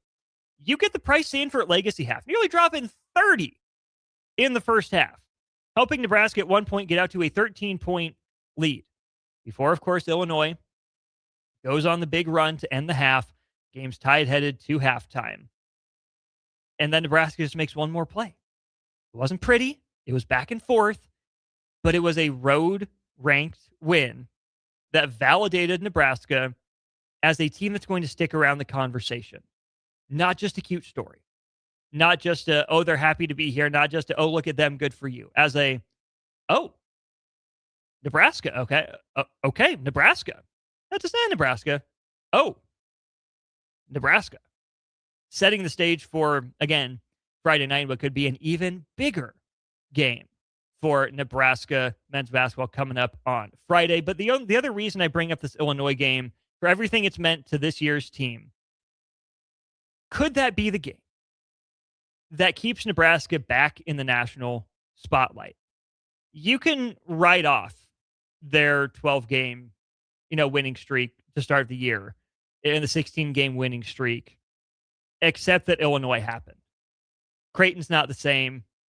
Wisconsin, okay, off night for them. Nebraska won big. Is Nebraska really 30 points better than Wisconsin? Badgers will figure it out. Who else did Nebraska? I mean, Kansas State, middle of the road in the Big 12. They're okay. New Mexico wasn't playing very well at the time. You can say all that stuff if you want. I'm not gonna. Because of that Illinois win. Because Nebraska took the show on the road.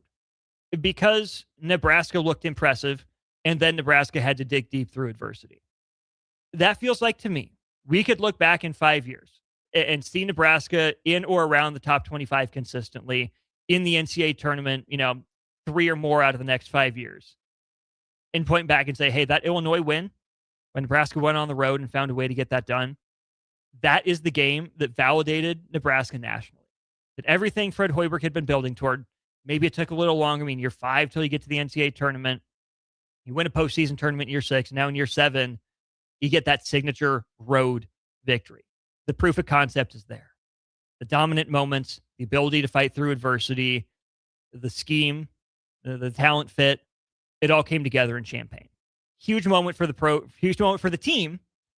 Could be a huge moment for the program if everything continues the way it seems to be. But the number one game, kind of hard for any game to surpass this, even as fun as the Illinois game was.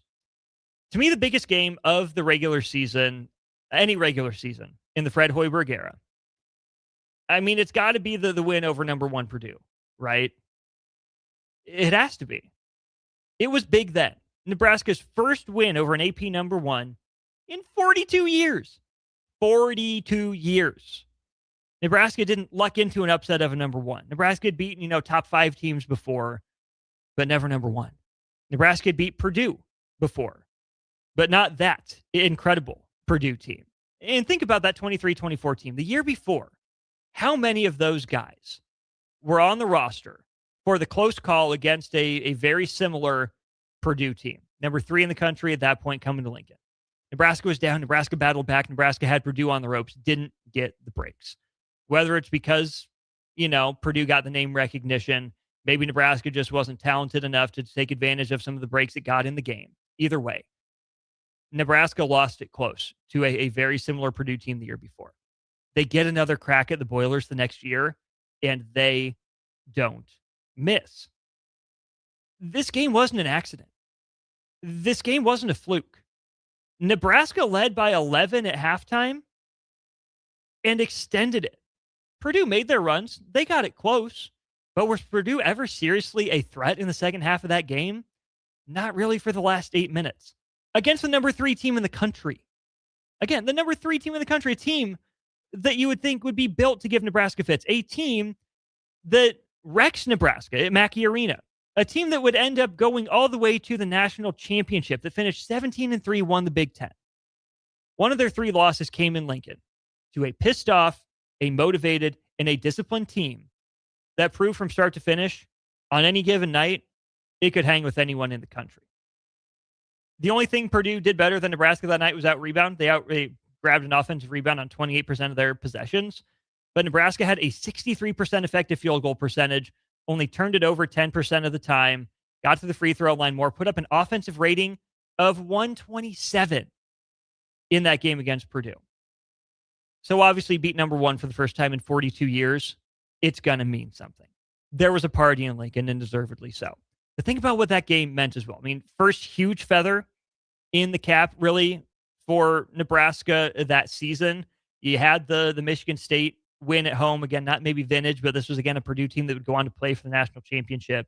But Juwan Gary, 12 points, 5 rebounds, 2 steals, and a block. Good game from him. Keisei Tominaga had his moments. 5-9 from 3, 4-4 from the free throw line. Also had 4 assists. Keisei hit some ridiculous ones in the first half to help Nebraska blow the roof off PBA, build the 11-point lead.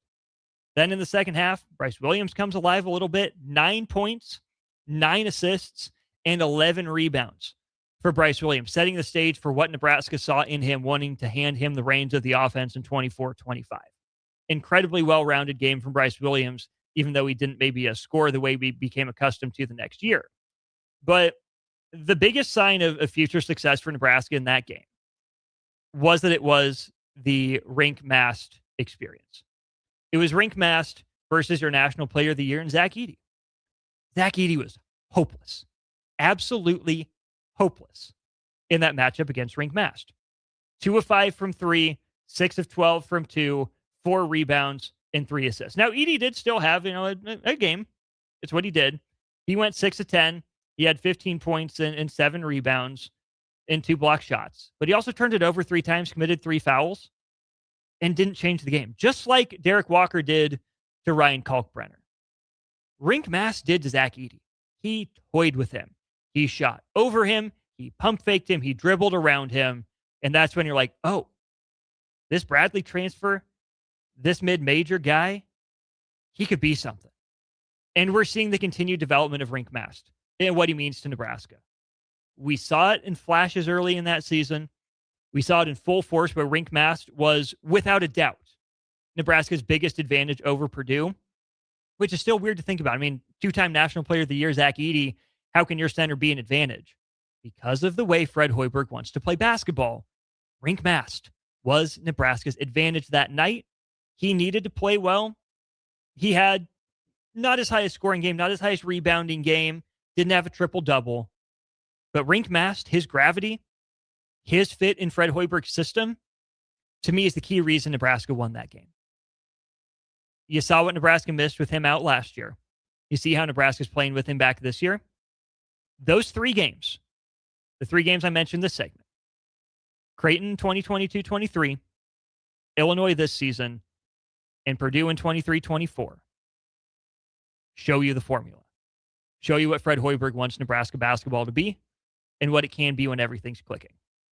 Some YouTube comments, some Sartor Heyman Jewelers text line comments, some final commentary before I head down to PBA for Nebraska, New Hampshire to wrap up Old School. Watch Old School live on Facebook, YouTube, or Twitch. Old School with Foreman and Orman on 93.7 The Ticket and theticketfm.com. Have you heard about Advanced Medical Imaging Surgery Center? Located at 7555 Pioneers Boulevard, Advanced Medical Imaging Surgery Center offers compassionate, patient-focused care and provides outpatient surgery services, making it possible to have non-emergency surgery and return home the same day. Advanced Medical Imaging Surgery Center specializes in cardiology, vascular radiology, orthopedics, pain management, and much, much more. Give them a call today at 402-261-1085 or online at amimaging.com. All right, Lincoln, if you're a diesel technician who's ready to earn up to $40 an hour and you're tired of working nights and weekends, listen up. Inland Truck Parts and Service is hiring experienced diesel technicians right here in Lincoln, and they're offering what every hardworking tech wants. Monday through Friday hours, no nights, no weekends, and paid training on advanced diesel technology. With 37 locations across 12 states, career advancement opportunities are endless. Start building towards your future and apply today at inlandtruck.com. That's inlandtruck.com. Or text APPLY to 785-369-1320. It's that time of year when one episode turns into just one more season, when dessert turns into dinner, and time doesn't exist until the clock strikes midnight. Wait, what time is it? It's time to finish strong. At Planet Fitness, we're not waiting for the new year to give it everything we've got. Enjoy 24-hour access at most clubs when you join for $1 down, $15 a month, cancel anytime, and pay nothing until January 17th. Deal ends December 31st. Planet Fitness. We're all strong on this planet. See club for details. When it comes to concrete, Stevens & Smith Construction doesn't stall. They go for the takedown. As Nebraska's full-service concrete contractor, they stay in bounds, hold inside position, and never forfeit quality. Whether it's foundations, flatwork, or concrete coatings, they elevate performance and pin down results that win every time. Stevens & Smith Construction is a proud sponsor of Takedown Tuesdays on 93.7 The Ticket. Because when it's time to wrestle with concrete, Stevens & Smith Construction slams expectations. There are so many realtors in Lincoln and Omaha, but don't get overwhelmed by all of the no-names, plus all the different companies. Ben Bleicher with Professional Realty Group at Berkshire Hathaway Home Services Real Estate is your go-to option, whether buying or selling residential, luxury, leasing, investment properties, or commercial property, small or large. Ben's team offers decades of experience, unbeatable customer service, and promises to fully protect your interests throughout the entire transaction. Call 402-419-6309 for all your real estate needs. Ben Bleicher with Professional Realty Group of BHHS Ambassador Real Estate. Hey there, this is Paul Scheel, owner of High Electric. I want to thank our friends and loyal customers and introduce High Electric to those looking for a new electrician. We've been serving the Lincoln and Omaha area for over 30 years, from design to install, upgrades, and repair. If you are a homeowner or a small business needing some electrical work, call us at 402-466-6606 or check us out at hyelectric.com. We look forward to hearing from you. Tune in to 93.7 The Ticket immediately after every Nebraska men's basketball game for 1 hour of post-game recap. The Nebraska Basketball Postgame Show is sponsored by Union Bank and Trust, John Henry's Plumbing, Heating, Air, and Electrical, and the Lincoln Airport on 93.7 The Ticket and theticketfm.com. Husker Nation, conference play is here for Husker Women's Hoops, and we need your help. The Huskers had one of their best starts ever, completing non-conference play with a perfect 12-0 record. But Big Ten play will be a challenge, and they need to hear Husker Nation in the stands for every basket, steal, and each and every win. The road to March starts now, so don't wait. Head to huskers.com/tickets and secure your seat for some unforgettable matchups in PBA. Go Big Red. For remote starters, audio upgrades, and more, there's only one place to go. Auto Sounds of Lincoln at 48th and O. Back to old school with Foreman and Orman on 93.7 The Ticket and theticketfm.com. Wrapping up old school here, 93.7 Ticket and theticketfm.com. Big thanks to all our sponsors, sending our guys Jake, Nick, and DP down to Las Vegas to cover Nebraska and Utah tomorrow, including Amigos Kings Classic. Score big with Amigos fan favorites like soft tacos, crisp meat burritos, and of course, game-changing ranch dressing. Amigos now has 8 value meals priced at $5 and $6. You can tackle your game day hunger with the bold, fresh flavors of Amigos. To our Starter Heyman Jewelers text line, we go. Ryan P., appreciate you texting in there. Says, but Austin, the year before, the ref swallowed his whistle, and that Casey steal should have been a layup to tie the game with 15 seconds left. I think there was the Casey steal. I believe that would have been in overtime that was bad. And C.J. Wilcher, I think, got fouled with a no call at the end of that one. Purdue gets away with it. Don't get a shot up, but C.J. Wilcher doesn't go to the free throw line with a chance to win it. That was a bad year for Courtney Green. the official in that game that was right there in front of that call. I think he was also the one that missed the Price Sanford double dribble when Nebraska was on the road at Iowa. Was that last year, 2 years? I think last year. And there's another Iowa call that Fran McCaffrey and company certainly think he missed as well. So rough one for Nebraska. You hate to do the what if game, but would you take that win for the 22-23 team? And do you think that would have, sparked them to a better season if the injuries are coming? Because I don't think I would trade the way that worked out for Nebraska. It sucked in the moment. It felt like Nebraska's best shot to be a really good Purdue team, and it felt like it was ripped out of Nebraska's hands. But when you see that within 3 weeks of that game, Juwan Gary and Emmanuel Bandamel go down, Gary with the shoulder surgery, Bandamel with the knee surgery, and Nebraska's just fighting to stay at 500 the rest of the year, that win would have been fun. It would have been nice. But I think that win meant more and did more bolstering of the resume for the team the next year. Now, if you tell me you win them both, absolutely. You take that trade. But if you can only have either the win in 22-23 or the win in 23-24, there's no way you give away that win over number one Purdue. There's also no way you give your real estate needs to anyone other than Ben Blaker of PRG at Berkshire Hathaway Ambassador Real Estate. You can trust Ben's team of realtors who offer decades of experience, unbeatable customer service, and a promise to fully protect your interests throughout the transaction. Call 402-419-6309 for your real estate needs. Again, that's Ben Blaker of Professional Realty Group with Berkshire Hathaway Home Services. Henry, Big Bang Hank, appreciate you chiming in. Happy New Year to you and yours. I appreciate your congrats on the new baby. Coop is doing well. Mom is doing well. I am incredibly blessed and incredibly fortunate as we're about ready to turn the page into 2026. Hope you're doing well as always. Big Bang King. Appreciate you chiming in, my friend. Nebraska women's basketball. Tough one yesterday afternoon. Huskers fall to USC, final score of 74-66. Nebraska had every opportunity in this game. Nebraska led it by 8 after the first quarter, led only by 2 going into half, and then a disastrous, and I mean disastrous, third quarter for Nebraska. They get outscored 29-14. Nebraska turns it over 7 times and commits 6 fouls in 10 minutes. Nebraska gets up just 9 shots in the period. They make 4 of them. Britt Prince scored 7 of Nebraska's 14 points. She had a perfect, aside from 1 turnover and 2 fouls, perfect shooting from the floor in the third quarter. But Haley Weaver scored a point. Jess Petrie had a field goal. Eliza Maupin and Maya Hargrove each scored 2 points. And that was it for Nebraska in that third quarter. You get Jones going for 13, Jazzy Davidson for 9 of the 22 of the 29 Fighting Trojan points there in that third quarter. USC 10 of 16, whereas Nebraska's just 4 of 9 from the field.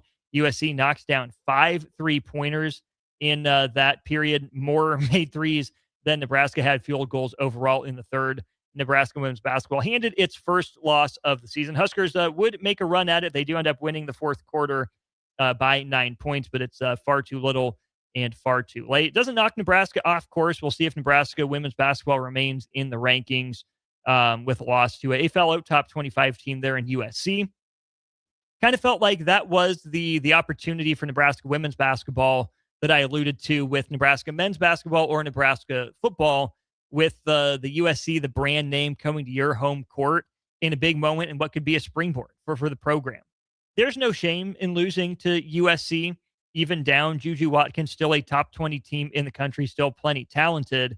But man, for as poorly as the game against USC in LA went last year, and the UCLA game as well, this felt like an opportunity, if not the opportunity, for Nebraska women's basketball to get that marquee win that their resume is really lacking to this point. They're stacking wins, but at some point, if you're Nebraska women's basketball and you have an opportunity like that on your home floor, you got to take advantage. In a cutthroat Big Ten and a world that sends you on the road, really, for the first 2 weekends of the NCAA tournament, if you can advance that far, felt like a missed opportunity for Nebraska. Not a crushing one, not a season ender, but one that Nebraska women's basketball, 10 minutes, they'd probably like to have back. I'm headed down to Pinnacle Bank Arena. Nebraska men's basketball versus New Hampshire. Plenty great ticket weeknights content coming your way. Takedown Tuesday on the other side. I see Rich Levitt sitting out there. He and Harrison will carry you through the next hour. I'll be back with Harrison for postgame coming up around 10 o'clock. A big thank you to MWR Building and Fence. They offer their own post-frame building packages and metal to anyone desiring a building. Whether you're a contractor or a DIYer, you can call MWR today, 402-540-8966, or go to MWRbuildingandfence.com. Thank you to MWR, Ben Bleicher, AMI, and Amigos Kings Classic for sending Jake, DP, and Nick all out to Las Vegas. Like I said, I'm headed down to the vault. Talk to you again soon. All right, Lincoln, if you're a diesel technician who's ready to earn up to $40 an hour and you're tired of working nights and weekends, listen up. Inland Truck Parts and Service is hiring experienced diesel technicians right here in Lincoln, and they're offering what every hardworking tech wants. Monday through Friday hours, no nights, no weekends, and paid training on advanced diesel technology. With 37 locations across 12 states, career advancement opportunities are endless. Start building towards your future and apply today at inlandtruck.com. That's inlandtruck.com. Or text APPLY to 785-369-1320. This is Lincoln's home for sports talk on the FM dial. Also online at theticketfm.com. On the internet. KNTK FM Firth, 93.7 The Ticket. Hey there, this is Paul Scheel, owner of High Electric. I want to thank our friends and loyal customers and introduce High Electric to those looking for a new electrician. We've been serving the Lincoln and Omaha area for over 30 years, from design to install, upgrades, and repair. If you are a homeowner or a small business needing some electrical work, call us at 402-466-6606 or check us out at hyelectric.com. We look forward to hearing from you. Advanced Medical Imaging is the largest radiology group in Nebraska, located in Lincoln at 7601 Pioneers Boulevard. At Advanced Medical Imaging, they utilize state-of-the-art technology and blend it together with their compassionate, skilled team to guide you through every step. Whether it's an MRI, CT scan, or X-ray, their precise diagnostics help your doctor deliver the best care plan for you. Choose clarity and comfort in your life by choosing Advanced Medical Imaging, located at 7601 Pioneers Boulevard and online at amimaging.com. If you or anyone you care about is facing a family legal matter, call Cordell & Cordell today at 1-855-GET-LEGAL or visit CordellCordell.com to schedule your consultation. There's a lot on the line in divorce. This is Joe Cordell of Cordell & Cordell, the largest family law firm in the country, with over 35 years of helping clients navigate divorce. But being big doesn't mean less personal or less local. Our attorneys live and work in your community, and as neighbors, they understand the challenges your families face. Divorce touches all areas of your life,